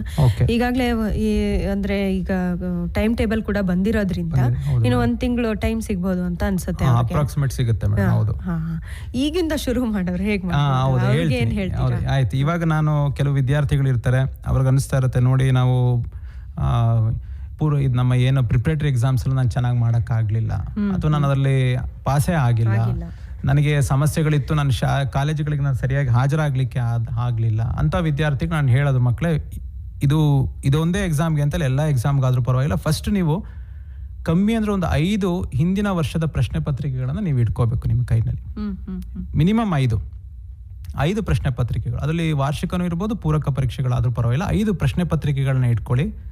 ಮುಖ್ಯವಾಗಿ 5 ಪ್ರಶ್ನೆ ಪತ್ರಿಕೆಗಳನ್ನ ಇಟ್ಕೊಂಡು ಯಾವೆಲ್ಲ ವಿಚಾರಗಳನ್ನ ಒಂದು ಸತಿ ಅದನ್ನ ನೀವು ಒಂದ್ಸತಿ ತಿರುವಾಕಿದ್ರೆ ಸಾಕು, ನಿಮಗೆ ಗೊತ್ತಾಗುತ್ತೆ ಯಾವುದು ನನಗೆ ಇಲ್ಲಿ ಇಂಪಾರ್ಟೆಂಟು, ಯಾವುದನ್ನ ಓದಬೇಕು, ಯಾವುದ್ರ ಕಡೆ ನಾನು ಹೆಚ್ಚು ಗಮನ ಹರಿಸ್ಬೇಕು ಅಂತ ಅವ್ರಿಗೆ ಆಟೋಮೆಟಿಕಲಿ ಗೊತ್ತಾಗೋಗುತ್ತೆ ಏನ್ ನಾವು ಓದಬೇಕು ಅಂತ. ಅಲ್ಲಿ ಇಟ್ಕೊಂಡು ಅಲ್ಲಿ ಪ್ರಶ್ನೆಗಳನ್ನ ನೀವು ಫಸ್ಟ್ ಮುಖ್ಯವಾಗಿ ಗುರುತಿಸೋ ಹೋಗಿ. ಕೆಲವು ಪ್ರಶ್ನೆಗಳಂತೂ ತುಂಬಾ ಈಸಿ ಇರುತ್ತೆ, 1 ವರ್ಡಲ್ಲಿ ಆನ್ಸರ್ ಮಾಡುವಂಥದ್ದು. ಕೆಲವೊಬ್ಬರು ಡೇಟ್ಸ್ಗಳನ್ನ ಕೇಳ್ತಾ ಇರ್ತೀವಿ, ಪದೇ ಪದೇ ಒಂದು ಪ್ರಶ್ನೆಗಳು ರಿಪೀಟೆಡ್ಲಿ ಅದು ಮತ್ತೆ ಮತ್ತೆ ಪುನರಾವರ್ತನೆಗೊಂಡಿರುತ್ತೆ. ಅಂತ ಪ್ರಶ್ನೆಗಳನ್ನೆಲ್ಲ ಈಸಿಯಾಗಿ ಅವ್ರು ಗುರುತಿಸ್ಕೊಂಡು ಅವ್ರ ಆನ್ಸರ್ನ ಪ್ರಿಪೇರ್ ಮಾಡಿ. ನೋಡಿ, ನಮ್ಮ ಪ್ರಶ್ನೆ ಪತ್ರಿಕೆಯಲ್ಲಿ ಮುಖ್ಯವಾಗಿ 1 ಮತ್ತು 2 ಅಂಕದ ಪ್ರಶ್ನೆಗಳಿಗೆ 30 ಅಂಕಗಳು ಆಗೋಗುತ್ತೆ. 1 ಮತ್ತು 2 ಅಂಕದ ಪ್ರಶ್ನೆಗಳನ್ನ ನೀವು ಒಟ್ಟಾರೆಯಾಗಿ ನೋಡಿದಾಗ 30 ಅಂಕಗಳಿಗೆ ಬರ್ತಾ ಇರೋದ್ರಿಂದ ಅಲ್ಲಿ ಮಕ್ಕಳು ತುಂಬಾ ಸುಲಭವಾಗಿ ಈಸಿಯಾಗಿ 30 ಅಂಕಗಳನ್ನ ಗಳಿಸಬಹುದು. ಅದು ಈ ಸತಿ ಅಂತೂ 1 ಅಂಕದ ಪ್ರಶ್ನೆಗಳನ್ನ ಅವರು ಸ್ವಲ್ಪ ಹೆಚ್ಚು ಮಾಡಿರೋದ್ರಿಂದ ಅಲ್ಲೂ ಕೂಡ ಮಕ್ಕಳು 10 ಮಾರ್ಕ್ಸ್ ತುಂಬಾ ಈಸಿಯಾಗಿ ತೆಗಿಬಹುದು ಮೇಡಮ್. ಏನು ಬೇಡ, ಹಳೆ ಕ್ವಶನ್ ಪೇಪರ್ ಇಟ್ಕೊಳ್ಳಿ, ಯಾವ ಪ್ರಶ್ನೆಗಳು ರಿಪೀಟ್ ಆಗಿದೆ ಮಾರ್ಕ್ ಮಾಡ್ಕೊಳ್ಳಿ. ನನ್ನ ಅನಿಸಿಕೆಯ ಪ್ರಕಾರ ಅದರ ಹೊರತಾಗಿ ಯಾವುದೇ ಪ್ರಶ್ನೆಗಳಲ್ಲಿ ಬರಲ್ಲ, ಬಂದ್ರೂ ಅವ್ರಿಗೆ ಚಾಯ್ಸ್ ಇರೋದ್ರಿಂದ ಅದಕ್ಕೆ ತುಂಬಾ ಈಸಿಯಾಗಿ ಅವರು ಉತ್ತರವನ್ನ ಬರೀಲಿಕ್ಕೆ ಸಾಧ್ಯ. ಆಮೇಲೆ ನಿಮಗೆ ವಿವರಣೆಗಳನ್ನ ಬರೀಲಿಕ್ಕೆ ಕೆಲವು ಮಕ್ಕಳುಗಳು ತುಂಬಾ ಕಷ್ಟಪಡ್ತಾರೆ. ಅಂತವ್ರು ಏನಂದ್ರೆ ಪಾಯಿಂಟ್ಸ್ಗಳನ್ನ ಹೋಗ್ಬೋದು, ಹಂತವಾಗಿ ಪಾಯಿಂಟ್ಸ್ಗಳನ್ನ ಕಲ್ತ್ಕೊಳ್ಳೋದು, ಪಾಯಿಂಟ್ಸ್ಗಳನ್ನ ಸರಿಯಾಗಿ ಬರೆಯುವಂಥದ್ದು, ಅದನ್ನ ಮಾಡ್ಬೋದು. ಮತ್ತೆ ಕೊನೆಯ ಹಂತ ಲಾಸ್ಟ್ ಅನ್ನ ಹೇಳಿದೆ, ಇಂಟರ್ನಲ್ ಚಾಯ್ಸ್ ಇರೋ ಕೆಲವು ಪ್ರಶ್ನೆಗಳು ಬರುತ್ತೆ ಅಂತ. ಅದರಲ್ಲಿ ಸ್ವಲ್ಪ ಜನರಲ್ ಪ್ರಶ್ನೆಗಳನ್ನು ಕೂಡ ಕೇಳ್ತಾರೆ. ಅದರಲ್ಲೂ ಈ ಬಾರಿ ಅದು 52, 53ನೇ ಪ್ರಶ್ನೆಗಳಾಗಿದೆ. ಅದರಲ್ಲಿ ಮುಖ್ಯವಾಗಿ 2 ರೀತಿಯ ಪ್ರಶ್ನೆಗಳನ್ನ, ಜನರಲ್ ಪ್ರಶ್ನೆಗಳನ್ನ, ನಮ್ಮ ಮಕ್ಕಳ ಕೌಶಲ್ಯವನ್ನ ಪ್ರಶ್ನೆ ಮಾಡುವಂತ ಪ್ರಶ್ನೆಗಳು 2 ಇರ್ತವೆ ಮೇಡಮ್. ಒಂದು, ಯಾವುದಾದ್ರೂ ಒಬ್ಬ ರಾಜಕೀಯ ನಾಯಕನನ್ನ ಕುರಿತು ಬರೆಯಿರಿ ಅಂತ ಪ್ರಶ್ನೆ ಬರ್ಬೋದು, ಅಥವಾ ಅದನ್ನ ನಿಮ್ಮ ಹಿಂದಿನ ಮಾಜಿ ಮುಖ್ಯಮಂತ್ರಿಗಳು, ಮಾಜಿ ಪ್ರಧಾನಮಂತ್ರಿಗಳು, ರಾಷ್ಟ್ರೀಯ ನಾಯಕ ಅಥವಾ ಒಬ್ಬ ರಾಷ್ಟ್ರೀಯ ನಾಯಕನ ಕುರಿತು ಬರೆಯಿರಿ ಅಂತ ಪ್ರಶ್ನೆಗಳು. ಇದನ್ನ ಈಸಿಯಾಗಿ ಮಕ್ಕಳುಗಳು ಬರೀಬಹುದು. ಇಲ್ಲಿ ಯಾರು ಸ್ಪೆಸಿಫಿಕ್ ಆಗಿ ಇಂಥವ್ರ ಬಗ್ಗೆನೇ ಬರೀರಿ ಅಂತ ಕೇಳಲ್ಲ. ಸೊ ನೀವು ಯಾವ್ದಾದ್ರು ಒಂದು ಇಬ್ಬರಿಗೆ ಆನ್ಸರ್ನ ನೀವು ಪ್ರಿಪೇರ್ ಮಾಡ್ಕೋಬೇಕಾಗುತ್ತೆ. ಫಾರ್ ಎಕ್ಸಾಂಪಲ್, ನೀವು ರಾಷ್ಟ್ರೀಯ ನಾಯಕ ಅಂತ ಕೇಳಿದಾಗ ಗಾಂಧೀಜಿ ಅವ್ರ ಬಗ್ಗೆ ಬರೀತೀವಿ ಸಾಮಾನ್ಯ ಈಸಿಯಾಗಿ. ಗಾಂಧೀಜಿ ನೋಡಿ, ಯಾಕಂದ್ರೆ ಗಾಂಧೀಜಿಯ ನಾನು ಸಾಮಾನ್ಯ ಮಕ್ಕಳನ್ನ ಗಾಂಧೀಜಿ ಬಗ್ಗೆ ಕೇಳಿದಾಗ ಹೆಂಗಾಗಿರುತ್ತೆ ಅಂತಂದ್ರೆ, ಅವ್ರಿಗೆ ಗಾಂಧೀಜಿಯ ಪೂರ್ಣ ಹೆಸರು ಗೊತ್ತಿರುತ್ತೆ, ತಂದೆ ತಾಯಿಗಳ ಹೆಸರು ಗೊತ್ತಿರುತ್ತೆ, ಎಲ್ಲಿ ಹುಟ್ಟಿದ್ರು ಅಂತ ಗೊತ್ತಿರುತ್ತೆ, ಈಸಿಯಾಗಿ ಅಷ್ಟು ಮಾಹಿತಿ ಗೊತ್ತಿರುತ್ತೆ ಮೇಡಮ್. ಹಿಸ್ಟ್ರಿಲಿ ಓದಿರ್ತಾರೆ, ಇಲ್ಲೂ ಓದಿರ್ತಾರೆ, ಅವರು ಕಾಂಟ್ರಿಬ್ಯೂಷನ್ ಏನು ಅಂತ ಗೊತ್ತಿರುತ್ತೆ, ಕೇಳಿರ್ತಾರೆ. ಹೌದು, ಆಮೇಲೆ ಅವರ ಜೀವನ ಚರಿತ್ರೆ ಬಗ್ಗೆ ಮಾಹಿತಿ ಇರುತ್ತೆ. ಸೊ ಒಬ್ಬ ಸಾಮಾನ್ಯ ವ್ಯಕ್ತಿಗೂ ಗಾಂಧಿ ಬಗ್ಗೆ ಇವತ್ತು ನಮ್ ತಿಳುವಳಿಕೆ ನೋಡಿ. ರಾಷ್ಟ್ರೀಯ ನಾಯಕ ಅಂತ ಕೇಳಿದಾಗ ಗಾಂಧೀಜಿಯ ಬಗ್ಗೆ ಒಂದ್ ಸ್ವಲ್ಪ ಅವ್ರು ಬರೆದ್ರೆ ಈಸಿಯಾಗಿ ಆಗೋಗುತ್ತೆ ನೋಡಿ. ಅಲ್ಲಿ ಒಂದು ಫಾರ್ಮ್ಯಾಟ್ ನ ನಾವು ಫಾಲೋ ಮಾಡ್ತೀವಿ, ಅದನ್ನ ಪ್ರಕಾರ ಮಾಡಬೇಕು ಅಂತ ಎಲ್ಲರಿಗೂ, ಕೇವಲ ಪಾಸ್ ಆಗುವಂತವ್ರಿಗೆಲ್ಲ ಎಲ್ಲರಿಗೂ ನಾ ಹೇಳೋದು, ಒಂದು ಪೀಠಿಕೆ, ಆ ವ್ಯಕ್ತಿಯ ಬಾಲ್ಯ ಜೀವನ, ಅವ್ರು ಪಡ್ಕೊಂಡಂತ ವಿದ್ಯಾಭ್ಯಾಸ, ಅವರ ರಾಜಕೀಯಕ್ಕೆ ಜೀವನಕ್ಕೆ ಹೇಗೆ ಅವ್ರು ಎಂಟ್ರಿ ಆದ್ರು, ಅಲ್ಲಿ ಅವರ ಸಾಧನೆಗಳೇನು, ಅವ್ರು ಏನಾದ್ರು ಪ್ರಶಸ್ತಿಗಳನ್ನ ಪಡ್ಕೊಂಡಿದ್ರೆ, ಪುಸ್ತಕಗಳನ್ನ ಪಡ್ಕೊಂಡಿದ್ರೆ ಅದ್ರ ಬಗ್ಗೆ ಬರೆಯುವಂಥದ್ದು, ಮತ್ತೆ ಒಂದು ಸಣ್ಣ ಉಪಸಂಹಾರ ನೋಡಿ. ಬಾಲ್ಯ ಜೀವನ, ಅವರದ್ದು ವಿದ್ಯಾಭ್ಯಾಸ, ರಾಜಕೀಯ ಜೀವನ, ಅವರ ಮಹತ್ತರ ಸಾಧನೆಗಳು, ಪ್ರಶಸ್ತಿ ಪುಸ್ತಕಗಳು, ಕೊನೆಗೆ ಅವರೊಂದು ಸಣ್ಣ ಉಪಸಂಹಾರವನ್ನ ಬರೀಬಹುದು. ಇದು ಯಾವುದೇ ಅದು ಮಾಜಿ ಮುಖ್ಯಮಂತ್ರಿ ಆಗ್ಲಿ, ಮಾಜಿ ಪ್ರಧಾನಮಂತ್ರಿ ಆಗ್ಲಿ, ಯಾರ ಬಗ್ಗೆ ಕೇಳಿದ್ರು ಕೂಡ ಅವರಿಲ್ಲಿ ಈಸಿಯಾಗಿ ಪ್ರಶ್ನೆಯನ್ನ ಉತ್ತರವನ್ನ ಬರೀಬಹುದು. ಆಮೇಲೆ ಕೆಲವೊಮ್ಮೆ ಮಾಜಿ ಮುಖ್ಯಮಂತ್ರಿಗಳು, ಮಾಜಿ ಪ್ರಧಾನಮಂತ್ರಿಗಳು ಅಂತ ಕೇಳ್ತಾರೆ. ಇಲ್ಲಿ ಇವಾಗ ನೋಡಿ, ಈ ಮಾಜಿ ಮುಖ್ಯಮಂತ್ರಿಗಳು, ಪ್ರಧಾನಮಂತ್ರಿಗಳು ಅಂತ ಬಂದಾಗ ದೇವೇಗೌಡರ ಬಗ್ಗೆ ಪ್ರಿಪೇರ್ ಆದ್ರೆ ಅವ್ರು 2 ಸ್ಥಾನಗಳನ್ನ ಅಲಂಕರಿಸಿದ್ರಿಂದ ಅಲ್ಲಿ ಈಸಿಯಾಗಿ ಯಾವ ಪ್ರಶ್ನೆ ಕೇಳಿದ್ರು they can write about advantage ಅವ್ರಿಗೆ ಅದ್ರ ಬಗ್ಗೆ ಅವ್ರಿಗೆ ತಿಳುವಳಿಕೆ ಇರುತ್ತೆ. ಹಾಗಾಗಿ ಈಸಿಯಾಗಿ ಪ್ರಶ್ನೆಗಳ ಚೇಂಜ್ ಆದ್ರೂ ಕೂಡ ಬರೀಲಿಕ್ಕೆ ಸಾಧ್ಯ ಆಗುತ್ತೆ. ಸೊ ಇಲ್ಲಿ ಯಾವ್ದಾದ್ರು ಒಂದು ಇಬ್ರು ಬಗ್ಗೆ ಅವ್ರು ಸರಿಯಾಗಿ ಓದ್ಕೊಂಡು ಹೋದ್ರೆ, ಅವ್ರ ಜೀವನದ ಬಗ್ಗೆ ತಿಳುವಳಿಕೆ ಪಡ್ಕೊಂಡಿದ್ದೆ ಆದ್ರೆ ತುಂಬಾ ಸುಲಭವಾಗಿ ಆನ್ಸರ್ ಮಾಡ್ಬೋದು. ಇನ್ನೊಂದು, ಈ ದಿನಾಚರಣೆಗಳ ಬಗ್ಗೆ ಕೇಳ್ತಾರೆ. ಹ್ಮ್ ಹ್ಮ್ ಹ್ಮ್. ನಿಮ್ಮ ಕಾಲೇಜಿನಲ್ಲಿ ಆಚರಿಸಿದ ಗಣರಾಜ್ಯೋತ್ಸವ, ಸ್ವಾತಂತ್ರ್ಯ ದಿನಾಚರಣೆ ಅಥವಾ ಕನ್ನಡ ರಾಜ್ಯೋತ್ಸವ ಇರ್ಬೋದು, ಅವುಗಳನ್ನು ಹೇಗೆ ಆಚರಿಸಲಾಯಿತು ಅವುಗಳ ಕುರಿತು ಬರೆಯಿರಿ ಅಂತ ಕೇಳ್ತಾರೆ. ಸೊ ಇಲ್ಲಿ ಇವೆಲ್ಲ ಒಂದು ಕೌಶಲ್ಯಕ್ಕೆ ಸಂಬಂಧಪಟ್ಟಿರೋ ಸ್ಕಿಲ್ ಬೇಸ್ಡ್ ಪ್ರಶ್ನೆಗಳಾದ್ರಿಂದ ನಾವು ಎಕ್ಸಾಕ್ಟ್ ಆನ್ಸರ್ ಇದೆ ಅಂತ ನಾವು ಹುಡ್ಕಕ್ ಹೋಗಲ್ಲ. ಹೌದು ಮೇಡಮ್. ಒಬ್ಬ ಯಾವುದೇ ಒಂದು ಪ್ರಶ್ನೆಯನ್ನ ಇಲ್ಲಿ ಅವನು ಭಿನ್ನ ದೃಷ್ಟಿಕೋನಗಳಿಂದ ಒಬ್ಬ ವಿದ್ಯಾರ್ಥಿ ಅದನ್ನ ಅವನು ನೋಡಬಹುದು, ಗ್ರಹಿಸ್ತಾನೆ, ಬರೀತಾನೆ. ಅದನ್ನ ನಾವು ಅದಕ್ಕೆ ಮಾನ್ಯ ಮಾಡ್ಲೇಬೇಕು. ಮಾನ್ಯ ಮಾಡ್ಲೇಬೇಕು. ಆದ್ರೆ ಇಲ್ಲಿ ನಾನು ಏನ್ ನೋಡಿ ಇವಾಗ ಹೇಳಿದೆ, ಕೆಲವು ಪಾಯಿಂಟ್ಸ್ ಗಳನ್ನ ಹೇಳಿದೆ, ಪೀಠಿಕೆ ಬಾಲ್ಯ ಜೀವನ ಅಂತ ಹೇಳಿ. ಇಲ್ಲಿ ಅದೇ ರೀತಿಯ ಪಾಯಿಂಟ್ಸ್ ಗಳನ್ನ ಏನಾದ್ರು ನೀವು ಹಾಕ್ಬಿಟ್ಟು ಬರೆಯಕ್ಕಾಯ್ತು ಅಂತಂದ್ರೆ ಈಸಿಯಾಗಿ ವ್ಯಾಲ್ಯೂಯೇಟರ್ ಮುಂದೆ ಏನು ನೋಡಕ್ ಹೋಗಲ್ಲ, ನಿಮ್ಗೆ ಪೂರ್ಣ ಅಂಕಗಳನ್ನ ಕೊಟ್ಬಿಡ್ತಾರೆ. ಸೊ ಆ ವಿದ್ಯಾರ್ಥಿ ಗೊತ್ತು ಬರ್ದಿದೆ ಮಗು ಅಂತ ಹೇಳಿ. ಸೊ ಅದೇ ರೀತಿ ಇಲ್ಲೂ ಕೂಡ ನೋಡಿ, ಈ ಪ್ರಶ್ನೆಗಳನ್ನ ನೀವು ಆನ್ಸರ್ ಮಾಡ್ಬೇಕಾದ್ರೆ ಪೂರ್ವ ಸಿದ್ಧತೆ ಬಗ್ಗೆ ಬರೀಬೇಕು. ಕಾರ್ಯಕ್ರಮದ ದಿನ ನೋಡಿ, ಈ ಪಾಯಿಂಟ್ಸ್ ಗಳನ್ನ ಇಟ್ಕೊಂಡು ಆನ್ಸರ್ ಮಾಡ್ಕೊಳ್ಳಿ ಅಂತ. ಪೂರ್ವ ಸಿದ್ಧತೆ, ಕಾರ್ಯಕ್ರಮದ ದಿನ, ಧ್ವಜಾರೋಹಣ, ಸಭಾ ಕಾರ್ಯಕ್ರಮ, ಸಾಂಸ್ಕೃತಿಕ ಕಾರ್ಯಕ್ರಮ ಮತ್ತೆ ಕೊನೆಗೆ ಸಿಹಿ ಹಂಚಿಕೆ. ಇದು ಗಣರಾಜ್ಯೋತ್ಸವ ಇರ್ಬೋದು, ಸ್ವಾತಂತ್ರ್ಯ ದಿನಾಚರಣೆ ಇರ್ಬೋದು ಅಥವಾ ಕನ್ನಡ ರಾಜ್ಯೋತ್ಸವ ಇರ್ಬೋದು. ಸೊ ಈ ಅಂಶಗಳನ್ನ ಇಟ್ಕೊಂಡು ನೀವು ಆನ್ಸರ್ನ ರೆಡಿ ಮಾಡ್ಕೊಂಡ್ರೆ ಸಾಕು. ಈ ಅಂಶಗಳಲ್ಲಿ ನಿಮ್ಮ ಆನ್ಸರ್ ಸ್ಕ್ರಿಪ್ಟ್ ಅಲ್ಲಿ ಕಣ್ಣಿಗೆ ಬಿತ್ತು ಅಂದ ತಕ್ಷಣನೇ ನಿಮಗೆ ಪೂರ್ಣ ಅಂಕಗಳು ಲಭಿಸ್ತವೆ. ನೀವು ಹೇಳಿರೋದು ಬರೀ ಪಾಯಿಂಟ್ಸ್ ವಿವರಣೆ ಬರೀಬೇಕು. ಹೌದು ಮೇಡಮ್, ಅದ್ರ ಬಗ್ಗೆ ಬರೀಬೇಕು. ಪೂರ್ವ ಸಿದ್ಧತೆ ಅಂದ್ರೆ ಏನು, ಎಷ್ಟು ಬಂದಿರ್ತಾರೆ, ಅವ್ರು ಮಾತಾಡ್ತಾರೆ, ಏನ್ ಮಾತಾಡ್ತಾರೆ. ಇವಾಗ ಗಣರಾಜ್ಯೋತ್ಸವ ಅಂದ್ರೆ ಸಂವಿಧಾನ ಆಚರಣೆ, ಡಾಕ್ಟರ್ ಅಂಬೇಡ್ಕರ್ ಬಗ್ಗೆ ಅವ್ರ ಕಾಂಟ್ರಿಬ್ಯೂಷನ್, ಅವುಗಳ ಬಗ್ಗೆ. ಸ್ವಾತಂತ್ರ್ಯ ದಿನಾಚರಣೆ ಅಂದ್ರೆ ನಮ್ಮ ಸ್ವಾತಂತ್ರ್ಯ ಚಳವಳಿ, ಅಲ್ಲಿ ಬಂದಂತ ಮಹಾನಾಯಕರು, ಅವ್ರ ಕಾಂಟ್ರಿಬ್ಯೂಷನ್ ಬಗ್ಗೆ ಮಾತಾಡ್ತಾರೆ. ಪೂರ್ವ ಸಿದ್ಧತೆ ಸಾಮಾನ್ಯವಾಗಿ ಎರಡಕ್ಕೂ ಒಂದೇ ರೀತಿ ಇರುತ್ತೆ. ಸೊ ಅವುಗಳನ್ನ ಅವ್ರ ಆನ್ಸರ್ನ ರೆಡಿ ಮಾಡ್ಕೊಂಡು ಬರೆಯಕ್ಕಾಯ್ತು ಅಂದ್ರೆ ತುಂಬಾ ಈಸಿಯಾಗಿ ಇಲ್ಲಿ 10 ಅಂಕಗಳನ್ನ, ಇಲ್ಲಿ 2 ಪ್ರಶ್ನೆಗಳಿಂದ 10 ಅಂಕಗಳನ್ನ ಗಳಿಸ್ಲಿಕ್ಕೆ ಸಾಧ್ಯ. ಇಲ್ಲಿ ನನ್ನ ಹತ್ರ ಇರುವಂತ ಪ್ರಶ್ನೆ ಪತ್ರಿಕೆಯಲ್ಲಿ ಒಂದು ಪ್ರಶ್ನೆ ಇದೆ ಸರ್. ಭಾರತದಲ್ಲಿರುವ ಪ್ರಸ್ತುತ ರಾಜ್ಯಗಳು ಮತ್ತು ಕೇಂದ್ರಾಡಳಿತ ಪ್ರದೇಶಗಳನ್ನು ಪಟ್ಟಿ ಮಾಡಿ. ಖಂಡಿತ ಪಟ್ಟಿ ಮಾಡಿದ್ರೆ 5 ಅಂಕ ಕೊಡ್ತೀವಿ ಮೇಡಮ್. ಈಗ ಒಂದ್ ಕರೆ ಇದೆ, ನೋಡೋಣ. Okay madam. ನಮಸ್ತೆ. ನಮಸ್ತೆ ಮೇಡಮ್. ಪ್ರಶ್ನೆ ಕೇಳಿ. ನಿಮ್ಮ ಹೆಸರು ಹೇಳಿ. ಕೇಳಿ. ಸರ್ ನಮಸ್ಕಾರ. ಸರ್ ನಮಸ್ತೆ.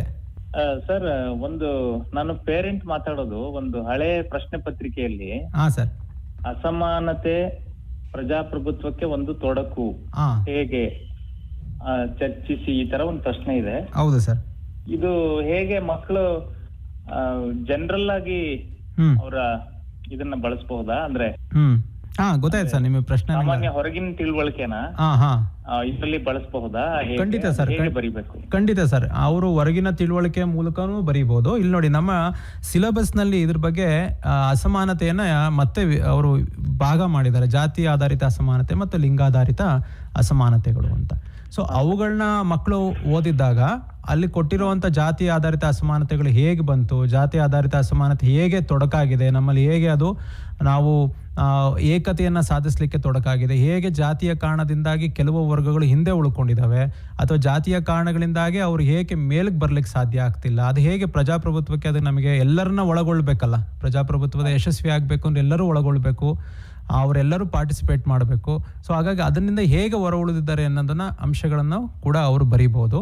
ಅದೇ ರೀತಿ ಲಿಂಗಾಧಾರಿತ ಅಸಮಾನತೆಯಲ್ಲಿ ಬರುವಂಥ ಅಂಶಗಳನ್ನ ಹೇಗೆ ನಾವು ಒಂದು ವರ್ಗ ಸಂಪೂರ್ಣವಾಗಿ ಹೊರಗೆ ಇಡಲ್ಪಟ್ಟಿದೆ, ಅವರು ಹೇಗೆ ನಮ್ಮ ಪ್ರಜಾಪ್ರಭುತ್ವದಲ್ಲಿ ಭಾಗಿಯಾಗಬಹುದು, ಚುನಾವಣೆಗಳಲ್ಲೂ ಕೂಡ ನೀವು ನೋಡಿದ್ರೆ ಗೊತ್ತಾಗುತ್ತೆ ರಾಜಕೀಯದಲ್ಲಿ ಹೇಗೆ ಹೆಣ್ಮಕ್ಳುಗಳು ಆಚೆ ಉಳ್ಕೊಂಡಿದ್ದಾರೆ ಅಂತ.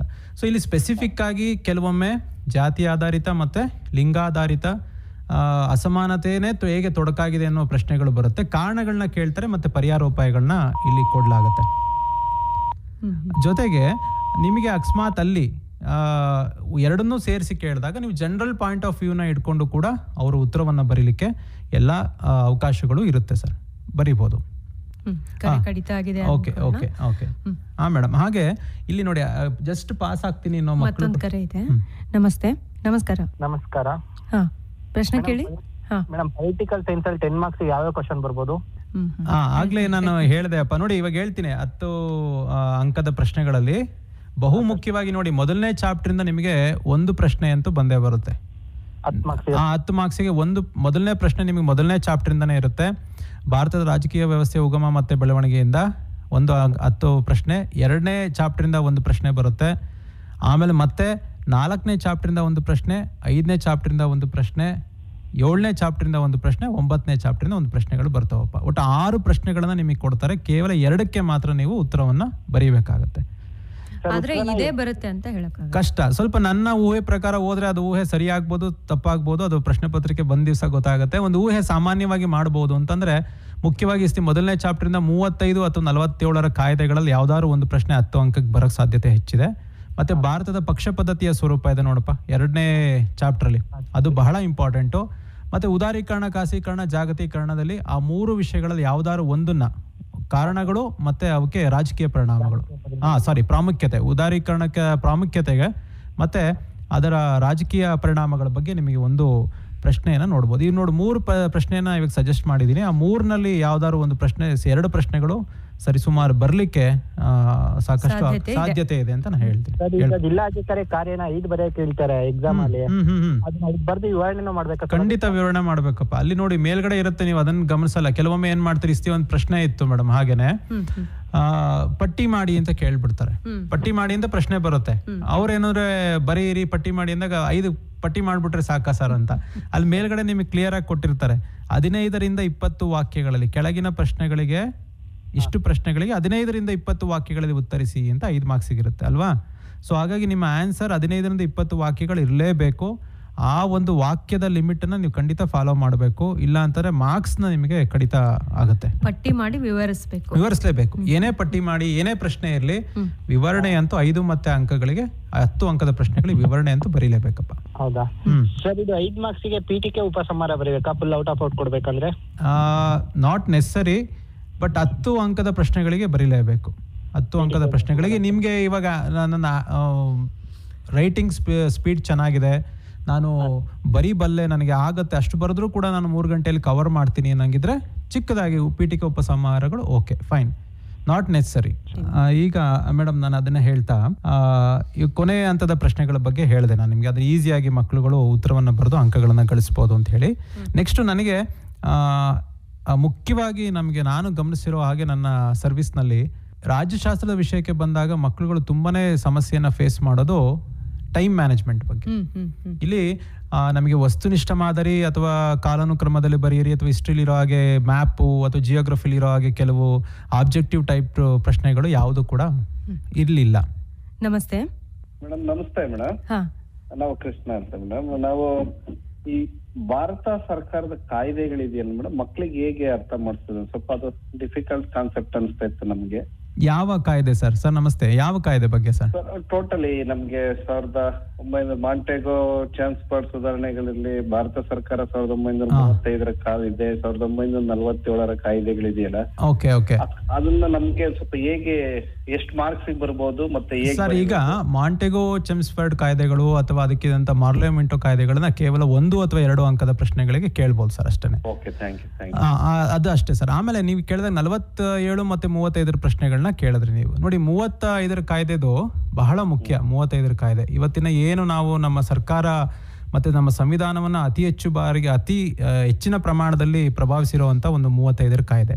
ಅಲ್ಲಿ ಮುಖ್ಯವಾಗಿ ಸಂಯುಕ್ತ ಸರ್ಕಾರ ಪದ್ಧತಿ ಬಗ್ಗೆ ಆಗ್ಲೇ ಪ್ರಥಮ PUC ನಮ್ಮ ಮಕ್ಕಳಿಗೆ ಪ್ರಾಥಮಿಕ ಜ್ಞಾನವನ್ನ ಕೊಟ್ಟಿರ್ತೀವಿ. ಸೊ ಇಲ್ಲೂ ಸಂಯುಕ್ತ ಸರ್ಕಾರ ಪದ್ಧತಿಯನ್ನ ನಾವು ಅನುಷ್ಠಾನಕ್ಕೆ ತಂದಂತ ಕಾಯ್ದೆ. ಅದನ್ನೇ ನಾವೇನ್ ಮಾಡ್ಕೊಂಡ್ವಿ, ಅದನ್ನ ನಮ್ಮ ಸಂವಿಧಾನದಲ್ಲೂ ಕೂಡ ಅಳವಡಿಸ್ಕೊಂಡ್ವಿ. ಆ ನಿಟ್ಟಿನಲ್ಲಿ ಆಮೇಲೆ ದ್ವಿಸರ್ಕಾರ ಪದ್ಧತಿ ಬಗ್ಗೆ ಮಾಂಟೆಗೋ ಚೆಮ್ಸ್ಫರ್ಡ್ ಹೇಳಿದ್ರಲ್ಲ, ದ್ವಿಸರ್ಕಾರ ಪದ್ಧತಿ, ಸಂಯುಕ್ತ ಸರ್ಕಾರ ಪದ್ಧತಿ ಅಂದ್ರೆ ಅಲ್ಲಿ ಅಧಿಕಾರ ವಿಭಜನೆ ಆಗಿರುತ್ತೆ. ಕೇಂದ್ರ ಪಟ್ಟಿ, ರಾಜ್ಯ ಪಟ್ಟಿ ಮತ್ತೆ ಪ್ರಾಂತೀಯ ಪಟ್ಟಿ, ಸಮವರ್ತಿ ಪಟ್ಟಿಗಳು ಇರ್ತವೆ. ದ್ವಿಸದನಗಳಾಗುತ್ತೆ. ದ್ವಿಸರ್ಕಾರ ಪದ್ಧತಿಯನ್ನು ರದ್ದುಗೊಳಿಸಲಾಗುತ್ತೆ. ಪ್ರಾಂತೀಯ ಸ್ವಾಯತ್ತತೆಯನ್ನು ಕೊಡಲಾಗುತ್ತೆ. ಅವುಗಳ ದೃಷ್ಟಿಕೋನ ಇಟ್ಕೊಂಡು ಮತ್ತೆ ಅವು ಹೇಗೆ ಇವತ್ತಿಗೂ ಕೂಡ ಕಂಟಿನ್ಯೂ ಆಗ್ತಿದೆ ನೋಡಿ. ಯಾಕಂದ್ರೆ ಈ ಪ್ರಥಮ ಅಧ್ಯಾಯದ ಟೈಟ್ಲೇ ಹೇಳ್ತಾ ಇದೆ ಭಾರತದ ರಾಜಕೀಯ ವ್ಯವಸ್ಥೆಯನ್ನು ಉಗಮ ಮತ್ತು ಬೆಳವಣಿಗೆ. ಸೊ ನಾವಿಲ್ಲಿ ಉಪನ್ಯಾಸಕರಾದವರು ಆ ಮಕ್ಕಳಿಗೆ ಅದರ ಒಂದು ಗಮನವನ್ನ ನಮಗೆ ಮಕ್ಕಳ ಕಡೆ ಹೇಳ್ಬೇಕು. ನೋಡಿ, ಅವತ್ತು ನಾವು ಜಾರಿಗೆ ತಂದಂತ ಕಾಯ್ದೆಗಳು ಹೇಗೆ ಇವತ್ತಿಗೂ ಕೂಡ ನಮ್ಮ ರಾಜಕೀಯವನ್ನು ಪ್ರಭಾವಿಸ್ತಾ ಇದ್ದಾವೆ ಮತ್ತು ರಾಜಕೀಯ ಭಾಗವಾಗಿದೆ, ಅಂದ್ರೆ ಸರ್ಕಾರ ಕಾನೂನಿನ ಭಾಗವಾಗಿದೆ ಅಂತ ಹೇಳಬೇಕು. ಯಾಕಂದ್ರೆ ಅಲ್ಲಿ ನೋಡಿ, ಅವತ್ತು 35ರ ಕಾಯ್ದೆಗಳು ಇವತ್ತಿಗೂ ನಾವು ಯಥಾವತ್ತು ಇಟ್ಕೊಂಡಿದ್ದೀವಿ. ದ್ವಿಸದನ ಇರ್ಬೋದು, ಪ್ರಾಂತೀಯ ಸ್ವಾಯತ್ತತೆ ನಮಗೆ ಇವಾಗ್ಲೂ ಇದೆ, ರಾಜ್ಯಗಳು ಸ್ವಾಯತ್ತ ಸಂಸ್ಥೆಗಳಾಗಿ ಕಾರ್ಯನಿರ್ವಹಿಸ್ತಾ ಇದಾವೆ. ಸೊ ಆ ರೀತಿ ಹೇಳ್ಬೋದು ಸರ್ ಮಕ್ಕಳಿಗೆ. ಸರ್ ಇದು ಈ ಸತಿ 5 ಮತ್ತೆ 10 2 ಮಾರ್ಕ್ಸ್ಗಳಿಗೆ ಬರ್ಲಿಕ್ಕೆ ಸಾಧ್ಯ ಇದೆ ಸರ್. 47 ಮತ್ತೆ 35ರ ಕಾಯ್ದೆ. ಆಮೇಲೆ 47ರ ಕಾಯ್ದೆ ಅಂತೂ ಸ್ವಾತಂತ್ರ್ಯ ಕಾಯ್ದೆ ಆಗಿರೋದ್ರಿಂದ ಅದನ್ನ ಮಕ್ಕಳು ಜನರಲಿ 35ರ ಕಾಯ್ದೆಗಿಂತ ಈಸಿಯಾಗಿ ಅದನ್ನ ಬರೀತಾರೆ ಅಂತ ನನ್ನ ಭಾವನೆ. ಯಾಕಂದ್ರೆ ಅಲ್ಲಿ ಜಸ್ಟ್ ಸ್ವಾತಂತ್ರ್ಯ ಸಿಕ್ತು, ಭಾರತ ಮತ್ತೆ ಪಾಕಿಸ್ತಾನಗಳ ವಿಭಜನೆ, ಆಮೇಲೆ ಗಡಿ ಆಯೋಗ ರಚನೆ ಆಗಿರುವಂಥದ್ದು, ಸಂವಿಧಾನ ರಚನಾ ಸಭೆ ಬಗ್ಗೆ ಆಲ್ರೆಡಿ ಫಸ್ಟ್ PUCಲಿ ಓದಿರ್ತಾರೆ, ಅದು ಶಾಸಕಾಂಗವಾಗಿ ಕಂಟಿನ್ಯೂ ಆಗಿದ್ದು. ಆಮೇಲೆ ವೈಸ್ರಾಯ್ ಸ್ಥಾನವನ್ನು ರದ್ದು ಮಾಡಿರುವಂಥದ್ದು, ಗವರ್ನರ್ ಜನರಲ್ ಸ್ಥಾನವನ್ನು ಮತ್ತೆ ಸೃಷ್ಟಿ ಮಾಡಿದ್ದು. ಸೊ ಇವೆಲ್ಲವನ್ನ ಹೇಳ್ತಾ ಹೋಗ್ಬೋದು. ಅದನ್ನ ಹೇಳ್ಬಿಟ್ಟು ಮಕ್ಕಳಿಗೆ ಹೇಳ್ಕೊಟ್ರೆ ಈಸಿ ಆಗುತ್ತೆ. ಸರ್ ಮತ್ತೊಂದು ಪ್ರಶ್ನೆ ಸರ್, ಕೇಳಿ ಸರ್. ದಲಿತ ಚಳವಳಿ ಬಗ್ಗೆ ನಾವು ಸ್ಟಾರ್ಟಿಂಗ್ ಎಲ್ಲಿಂದ ಪ್ರಾರಂಭ ಮಾಡಬಹುದು, ಮತ್ತೆ ಪ್ರಸ್ತುತ ಇವತ್ತವರೆಗೂ ಅದನ್ನ ನಾವು ಕಂಟಿನ್ಯೂ ಮಾಡಬಹುದಾ? ಅಂದ್ರೆ ದಲಿತ ಚಳವಳಿನ ಹೇಗೆ ಯಾವಾಗ ಪ್ರಾರಂಭ ಆಯ್ತು ಹೇಳ್ಬೋದು ಸರ್. ಖಂಡಿತವಾಗಿಯೂ ನೀವು ಅದನ್ನ ಹೇಳ್ಬೋದು ಸರ್. ಯಾಕಂದ್ರೆ ನಮ್ಮ ಪೊಲಿಟಿಕಲ್ ಸೈನ್ಸ್ ಅಂತ ಅಂದಾಗ ಇದು ನಾವು ಇವತ್ತಿನ ಸಮಕಾಲೀನ ಸಮಸ್ಯೆಗಳು, ಸಮಕಾಲೀನದಲ್ಲಿ ಆ ವಿಚಾರಗಳು ಇವತ್ತು ಎಷ್ಟು ಪ್ರಸ್ತುತತೆಯನ್ನು ಹೊಂದಿದೆ, ಅಥವಾ ಆ ದಲಿತ ಚಳುವಳಿಗಳು ಇವತ್ತು ಎಷ್ಟು ಮಟ್ಟಿಗೆ ಅದರ ಸಮಸ್ಯೆಗಳೇನು ಅಲ್ಲಿವರೆಗೂ ಹೇಳ್ಬೋದು ಸರ್. ಹೇಗೆ ಒಂದು ಕಾಲದಲ್ಲಿ ಉನ್ನತದಲ್ಲಿ ಇತ್ತು, ಇವತ್ತು ಯಾವ ಪರಿಸ್ಥಿತಿ ಹೇಗಿದೆ, ಖಂಡಿತವಾಗ್ಲೂ ಅದನ್ನ ಮನವರಿಕೆ ಮಾಡಿಕೊಡ್ಬೇಕು ಸರ್ ನಾವು ಅದನ್ನ ಅಟ್ಲೀಸ್ಟ್ ನಾವಲ್ಲಿ ಅಲ್ಲಿ ಕೊಟ್ಟಿರುವಂಥ ಪಾಯಿಂಟ್ಸ್ಗಳು ಬಂದ್ಬಿಡುತ್ತದೆ. ಅಸಮಾನತೆ, ರಾಜಕೀಯ ಅಸಮಾನತೆ, ಶೈಕ್ಷಣಿಕ ಅಸಮಾನತೆ, ಅವನ್ನ ನಾವು ಕಾರಣಗಳನ್ನ ನಮ್ಮ ಟೆಕ್ಸ್ಟ್ ಬುಕ್ಕಲ್ಲಿ ಪಾಯಿಂಟ್ ಔಟ್ ಮಾಡಿದ್ದಾರೆ. ಅವುಗಳ ಜೊತೆಗೆ ನೀವು ಈಗ ಸಮಕಾಲೀನದಲ್ಲಿ ದಲಿತ ಚಳುವಳಿ ಎಲ್ಲಿದೆ ಅಂತಲೂ ಖಂಡಿತವಾಗ್ಲೂ ನೀವು ಹೇಳಬೇಕು ಸರ್. ಹೇಳಿದ್ರೆ ಮಕ್ಕಳಿಗೆ ಇನ್ನೂ ಅದು ಚಳುವಳಿಗಳು ಏನಾಗ್ತವೆ, ಚಳುವಳಿಗಳು ಹೇಗೆ ನಡೀಬೇಕು, ಚಳುವಳಿಗಳ ಅಂತಿಮ ರೂಪ ಹೇಗಿರಬೇಕು ಅನ್ನೋದ್ರ ಬಗ್ಗೆ ನಾವು ಮಕ್ಕಳಿಗೆ ತಿಳುವಳಿಕೆಯನ್ನು ಮೂಡಿಸ್ಕೊಡ್ಬೋದು ಸರ್. ನಮ್ಗೆ ಇನ್ನ ಮೇಡಮ್ 10 ನಿಮಿಷ ಟೈಮ್ ಇದೆ, ಅಷ್ಟೇ ಇದೊಂದು ಮಹತ್ವದ ಮಾಹಿತಿಯನ್ನ ಹೇಳ್ಬಿಡ್ತೀನಿ. ಅದೇನು ಅಂತಂದ್ರೆ ಟೈಮ್ ಲಿಮಿಟ್ ಬಗ್ಗೆ ಹೇಳ್ತದೆ. ಮಕ್ಕಳು ತುಂಬಾನೇ ಸಮಸ್ಯೆ ಎದುರಿಸ್ತಾರೆ. ಯಾಕಂದ್ರೆ ಎಲ್ಲ ಓದ್ಬಿಟ್ಟಿದೀವಿ, ನಾವು ಎಲ್ಲ ಮಾಡ್ಕೊಂಡಿದೀವಿ, ಬಟ್ ನಂಗೆ ಬರೆಯಕ್ ಆಗ್ಲಿಲ್ಲ ಸರ್ ಅಂತೇಳಿ ಮಕ್ಕಳು ಕಣ್ಣೀರು ಇಡ್ತಾರೆ. ಕೆಲವರು ತುಂಬಾ ಚೆನ್ನಾಗಿ ಓದ, ನಂಗೆ ಆಗ್ಲಿಲ್ಲ, 5 ಮಾರ್ಕ್ಸಿಂದ ಬಿಟ್ಟು ಬಂದೆ, 10 ಮಾರ್ಕ್ಸಿಂದ ಬಿಟ್ಟು ಬಂದೆ ಅಂತ. ಅದಕ್ಕೆ ನೋಡಿ, ಯಾವುದೇ ಪರೀಕ್ಷೆ ಇರಲಿ, ಅದು ನಾನು ಕೇವಲ ರಾಜ್ಯಶಾಸ್ತ್ರ ವಿಷಯಕ್ಕೆ ಅಂತ ಹೇಳ್ತಾ ಇಲ್ಲ, ಯಾವುದೇ ವಿಷಯ ಇರಲಿ, ನೀವು ಕ್ವಶನ್ ಪೇಪರ್ನ ವಿನ್ಯಾಸಕ್ಕೆ ತಕ್ಕ ಹಾಗೆ ನೀವು ಟೈಮ್ನ ಡಿವೈಡ್ ಮಾಡ್ಕೊಂಡು ಆನ್ಸರ್ ಮಾಡಲೇಬೇಕು. ಅದು ಬಹಳ ಮುಖ್ಯ. ಅದು ಈವನ್ IAS UPSC ಎಕ್ಸಾಮ್ಸ್ ಬರೆಯುವಂಥ ವಿದ್ಯಾರ್ಥಿಗಳು ಕೂಡ ಅದನ್ನ ಫಾಲೋ ಮಾಡ್ತಾರೆ. ಟೈಮ್ ಕನ್ಸ್ಟ್ರೆಂಟ್ಸ್ ಇದ್ದೇ ಇರುತ್ತೆ. ಇಲ್ಲಿ ನಿಮಗೆ ನಾನು ಅದಕ್ಕೊಂದು ಟೈಮ್ನ ಹೇಗೆ ಡಿವೈಡ್ ಮಾಡ್ಕೊಂಡು ಬರಿಬೋದು ಅಂತ ಒಂದು ಚಿಕ್ಕ ಸಲಹೆಯನ್ನು ಕೊಡ್ತೀನಿ. ಮೊದಲನೇದಾಗಿ ನೋಡಿ, ಇವಾಗ 5 ವಿಭಾಗಗಳು ಬರುತ್ತೆ, ಅದ್ರ ಪ್ರಕಾರ ನೀವು ಟೈಮ್ನ ಡಿವೈಡ್ ಮಾಡ್ಕೋಬಹುದು. ಇದು ನನ್ನ ಅನಿಸಿಕೆ. ನಿಮ್ಮ ವೈಯಕ್ತಿಕವಾಗಿ ನಿಮಗೆ ಬೇಕಾದ್ರೆ ಸಣ್ಣ ಪುಟ್ಟ ಬದಲಾವಣೆಗಳನ್ನ ನೀವು ಮಾಡ್ಕೊಳ್ಳಿ. ಮೊದಲನೇದು, ಇಲ್ಲಿ 1 ಮತ್ತು 2 ಅಂಕದ ಪ್ರಶ್ನೆಗಳನ್ನ ನೀವು ಮೊದಲ 30 ನಿಮಿಷದಲ್ಲೇ ಮುಗಿಸ್ಬೇಕು. ಅಂದ್ರೆ ಮೊದಲ ಅಂತ ಏನಿಲ್ಲ, ಬೇಕಾದ್ರೆ ನೀವು ಅದನ್ನ ಹೆಚ್ಚು ಕಮ್ಮಿ ಮಾಡ್ಕೋಬಹುದು, ಕೊನೆಗೂ ಇಟ್ಕೋಬಹುದು. ಒಟ್ಟಲ್ಲಿ 30 ನಿಮಿಷ ಮ್ಯಾಕ್ಸಿಮಮ್. ಸಾಧ್ಯ ಕೆಲವೊಮ್ಮೆ ಏನಾಗುತ್ತೆ, ಅಷ್ಟು ಬೇಕಾಗಲ್ಲ, ಇನ್ನು ನೀವು ಅದ್ರಿಂದ ಒಳಗಡೆ ಮುಗಿಸ್ತೀರಾ. 30 ನಿಮಿಷಗಳನ್ನ ಅದಕ್ಕೋಸ್ಕರ ಇಟ್ಕೊಳ್ಳಿ ಮಕ್ಕಳೇ.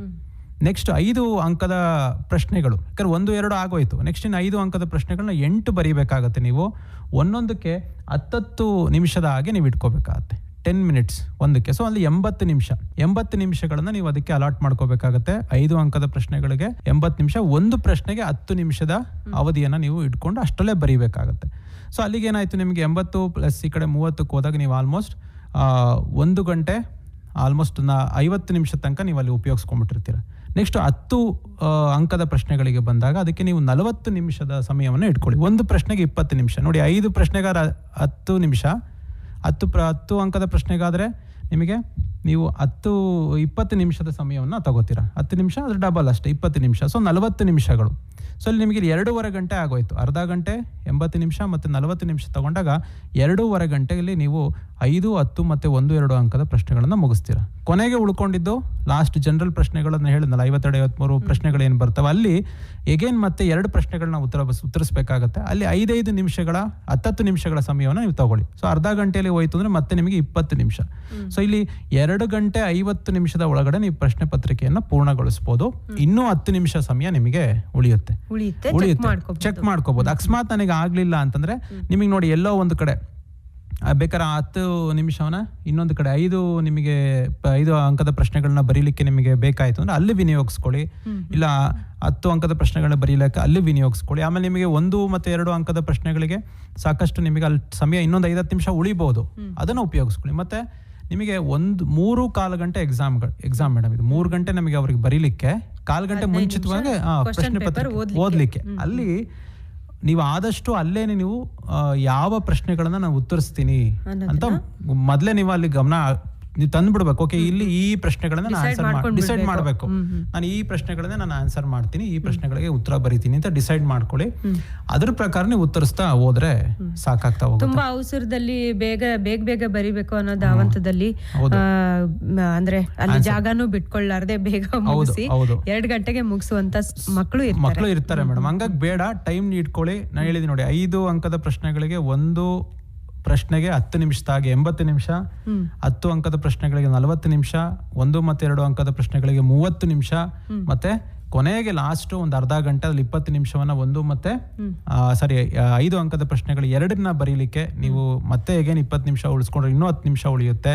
ಯಾಕಂದ್ರೆ ಅದು ಜನರಲಿ ಅದೊಂದು ತುಂಬಾನೇ ಸಮಸ್ಯೆಗಳನ್ನ ನಮ್ಮ ರಾಜಶಾಸ್ತ್ರ ವಿದ್ಯಾರ್ಥಿಗಳು ಫೇಸ್ ಮಾಡ್ತಾರೆ, ಟೈಮ್ ಬರೆಯಕ್ಕಾಗಲಿಲ್ಲ. ಮತ್ತೆ ಇನ್ನೊಂದು ಅವರು ಫೇಸ್ ಮಾಡೋದೇನು ಅಂತಂದ್ರೆ ಮರ್ತೋಗುತ್ತೆ ಸರ್, ಓದಿದ್ದು ಮರ್ತೋಗುತ್ತೆ, ನೋಡಿದ ತಕ್ಷಣನೇ ಬ್ಲಾಂಕ್ ಆಗ್ಬಿಡುತ್ತೆ, ಮರ್ತೋಗುತ್ತೆ. ಅದಕ್ಕೆ ಏನೂ ಮಾಡಬೇಡಿ, ಅದಕ್ಕೆ ಒಂದೇ ಸೊಲ್ಯೂಷನ್, ಅದಕ್ಕೇನು ಬೇರೆ ಮ್ಯಾಜಿಕ್ ಟ್ರಿಕ್ಸ್ ಇಲ್ಲ ಅಥವಾ there is no alternative. Only thing is repetition, ಪುನರಾವರ್ತನೆ. ನೀವೆಷ್ಟು ಪುನರಾವರ್ತನೆ ಮಾಡ್ತೀರಾ ಮಕ್ಕಳೇ, ಅಷ್ಟೇ ನಿಮಗೆ ವಿಷಯಗಳು ನಿಮಗೆ ಗ್ರಹಿಕೆಗೆ ಬರ್ತವೆ, ಹಾಗೆ ಉಳಿಯುತ್ತೆ. ಬಹ್ಯಾಟ್ ಮಾಡ್ಬಿಡಿ, ರಿಪೀಟ್ ಮಾಡ್ತಾ ಹೋದಾಗ ಎಲ್ಲಾ ವಿಷಯಗಳು ಕ್ಲಾರಿಟಿ ಸಿಗ್ತಾ ಹೋಗುತ್ತೆ. ಆಮೇಲೆ ಯಾರು ಇವಾಗ ಪ್ರಿಪರೇಟರಿ ಎಕ್ಸಾಮ್ ಅಷ್ಟು ಚೆನ್ನಾಗಿ ಆಗಿಲ್ಲ ಅಂದ್ರೆ ಯಾರು ನೀವು ಬೇಜಾರಾಗೋ ಅವಶ್ಯಕತೆ ಇಲ್ಲ, ಇನ್ನೂ ತುಂಬಾ ಟೈಮ್ ಇದೆ. ಆನ್ಸರ್ ರೈಟಿಂಗ್ ನ ಸಾಕಷ್ಟು ಪ್ರಾಕ್ಟೀಸ್ ಮಾಡಿ. ಆಮೇಲೆ ಆ 100 ಅಂಕದ 100ಕ್ಕೆ 100 ನಾನು ತೆಗಿತೀನಿ ಅನ್ನೋರು ಫಸ್ಟ್ ನೀವು should be very choosy about your questions. ಪ್ರಶ್ನೆಗಳಿಗೆ ಸಂಪೂರ್ಣವಾದ ಆನ್ಸರ್ ಇರೋ ಪ್ರಶ್ನೆಗಳನ್ನ ಮಾತ್ರ ನೀವು ಆಯ್ಕೆ ಮಾಡ್ಕೋಬೇಕು. ಯಾಕಂದ್ರೆ ನೋಡಿ, ನನ್ಗನ್ಸೋ ಪ್ರಕಾರ 90 ಅಂಕ ತೆಗಿಯುವಂತ ವಿದ್ಯಾರ್ಥಿ ಅದ್ರ ಜೊತೆಗೆ 100 ಅಂಕ ತೆಗಿಯೋನು ಆಲ್ಮೋಸ್ಟ್ ಒಂದೇ ಎಫರ್ಟ್ ಹಾಕಿರ್ತಾರೆ, ಒಂದೇ ಓದಿರ್ತಾರೆ. ಬಟ್ ಅವ್ರಿಗೆ ಆ ಪ್ರೆಸೆನ್ಸ್ ಆಫ್ ಮೈಂಡ್ ಆ 3 ಗಂಟೆಗಳ ಕಾಲದಲ್ಲಿ ಹೇಗೆ ಉತ್ತರಿಸ್ತಾರೆ, ಜೊತೆಗೆ ಯಾವ ಪ್ರಶ್ನೆಗಳನ್ನ ಆಯ್ಕೆ ಮಾಡ್ಕೋತಾರೆ. ನಾನು ಹೇಳಿದೆ, ಕೆಲವು ಪ್ರಶ್ನೆಗಳಿಗೆ ಪರಿಪೂರ್ಣವಾದ ಉತ್ತರ ಇರಲ್ಲ, ಅಥವಾ ಅಷ್ಟು ಡಿಮ್ಯಾಂಡ್ ಮಾಡೋ ಅಷ್ಟು 15-20 ವಾಕ್ಯಗಳನ್ನ ಬರೀಲಿಕ್ಕೆ ಕಷ್ಟ ಆಗುತ್ತೆ. ಅಂತ ಪ್ರಶ್ನೆಗಳನ್ನ ಅವಾಯ್ಡ್ ಮಾಡಿ. ಆಮೇಲೆ ಮತ್ತೆ ಇವಾಗ ನೋಡಿ, ಇದನ್ನ ಟೈಮ್ ನ ಗ್ಯಾಪ್ ನ ನೀವು ಮಾರ್ಕ್ಸ್ ಅಲಾಟೆಡ್ ನ ನೋಡ್ಕೊಂಡ್ರೆ, ಯಾವುದೇ 3 ಚಾಪ್ಟರ್ ನ ನೀವು ಮೇಲೆ ಕೆಳಗಡೆ ಮಧ್ಯದಲ್ಲಿ ಎಲ್ಲಾರು ತಗೊಳ್ಳಿ, 60 ಅಂಕಗಳು ಕ್ರಾಸ್ ಆಗ್ತದೆ. ಸೊ ಇದು ಜಸ್ಟ್ ಪಾಸ್ ಆಗ್ತೀನಿ ನಾನು ಅನ್ನೋರ್ಗೆ ಒಂದು ಸಲಹೆ. ನೋಡಿ ನೀವು ಡಿಸೈಡ್ ಮಾಡ್ಕೊಂಡು ನೀವು ಮಕ್ಕಳು ಪ್ಲಾನ್ ಮಾಡ್ಕೋಬೇಕು. ಈಗ ಇವತ್ತಿನ ಕಾರ್ಯಕ್ರಮವನ್ನ ತಗೊಂಡ್ರೆ, ನೀವು ಉಪನ್ಯಾಸಕರು ಅವಾಗ ಕತೆ ಹೇಳ್ತಿರ್ತೀರ. ಪ್ರಶ್ನೆ ಯಾರು ಕೇಳ್ತಾರೆ ಅಂದ್ರೆ ಡೌಟ್ಸ್ ಇರೋರು, ಇನ್ ಕೆಲವರು ಅರ್ಥ ಆಗದೆ ಇರೋರು ಕೇಳಲ್ಲ, ಮತ್ತೆ ಸಂಪೂರ್ಣ ಅರ್ಥ ಆದವರು ಕೇಳಲ್ಲ. ಇವತ್ತು ಸ್ವಲ್ಪ ಮಕ್ಕಳ ಪರವಾಗಿ ಪೇರೆಂಟ್ಸ್ ಕೇಳಿದ್ದಾರೆ ಪ್ರಶ್ನೆಗಳನ್ನ, ಅದಕ್ಕೆ ಅಪ್ರಿಶಿಯೇಟ್ ಮಾಡೋಣ ಪೇರೆಂಟ್ಸ್ ನ. ಇವತ್ತಿನ ಕಾರ್ಯಕ್ರಮವನ್ನ ಇಲ್ಲಿಗೆ ಮುಗಿಸಬಹುದು ಅಂತ ಅನ್ಸುತ್ತೆ. ರಾಜ್ಯಶಾಸ್ತ್ರ ವಿಷಯಕ್ಕೆ ಸಂಬಂಧಪಟ್ಟ ಹಾಗೆ ಸಾಕಷ್ಟು ಮಾಹಿತಿಯನ್ನ ಮಕ್ಕಳಿಗೆ ಮಾಡಿಕೊಟ್ಟಿದ್ದೀರಾ ಇದುವರೆಗೂ, ಅದಕ್ಕಾಗಿ ನಿಮ್ಗೆ ಧನ್ಯವಾದಗಳನ್ನ ತಿಳಿಸ್ತಾ, ಈ ಕಾರ್ಯಕ್ರಮ ಕೂಡ ಯೂಟ್ಯೂಬ್ ಲಿಂಕ್ ಅಲ್ಲಿ ಅವೈಲೇಬಲ್ ಇರುತ್ತೆ ಸಂಜೆ ಹೊತ್ತಿಗೆ, ಅಲ್ಲಿ ಕೂಡ ಮಕ್ಕಳು ಕೇಳಿ ಇದರ ಸದುಪಯೋಗನ ಪಡೆದುಕೊಳ್ಳಬಹುದು. AIR ಹಾಸನ್ 102.2 ಇಲ್ಲಿ ಲಭ್ಯ ಇದೆ ಕಾರ್ಯಕ್ರಮ, ಅದನ್ನ ಕೇಳಿ ಅಂತ ಹೇಳ್ತಾ ಕಾರ್ಯಕ್ರಮ ಮುಗಿಸೋಣ. ಎಲ್ಲರಿಗೂ ನಮಸ್ಕಾರ. ಕೆಳಗರೆ ಇದುವರೆಗೂ ದ್ವಿತೀಯ PUC ಪರೀಕ್ಷಾ ಸಿದ್ಧತೆ ನೇರ ಫೋನ್ ಇನ್ ಕಾರ್ಯಕ್ರಮ ಮೂಡಿಬಂತು. ವಿಷಯ ರಾಜ್ಯಶಾಸ್ತ್ರ. ಭಾಗವಹಿಸಿದ ವಿಷಯ ತಜ್ಞರು ಗಂಡಸಿಯ ಸರ್ಕಾರಿ ಪದವಿ ಪೂರ್ವ ಕಾಲೇಜಿನ ಉಪನ್ಯಾಸಕರಾದ ಶರತ್ ಎಸ್. ಕಾರ್ಯಕ್ರಮವನ್ನು ಪ್ರಸ್ತುತಪಡಿಸಿದವರು ಸುಜಾತ ಎಫ್ ತಳವಾರ್. ಈ ಕಾರ್ಯಕ್ರಮ ಆಕಾಶವಾಣಿ ಹಾಸನ ಕೇಂದ್ರದಿಂದ ಮೂಡಿಬಂತು.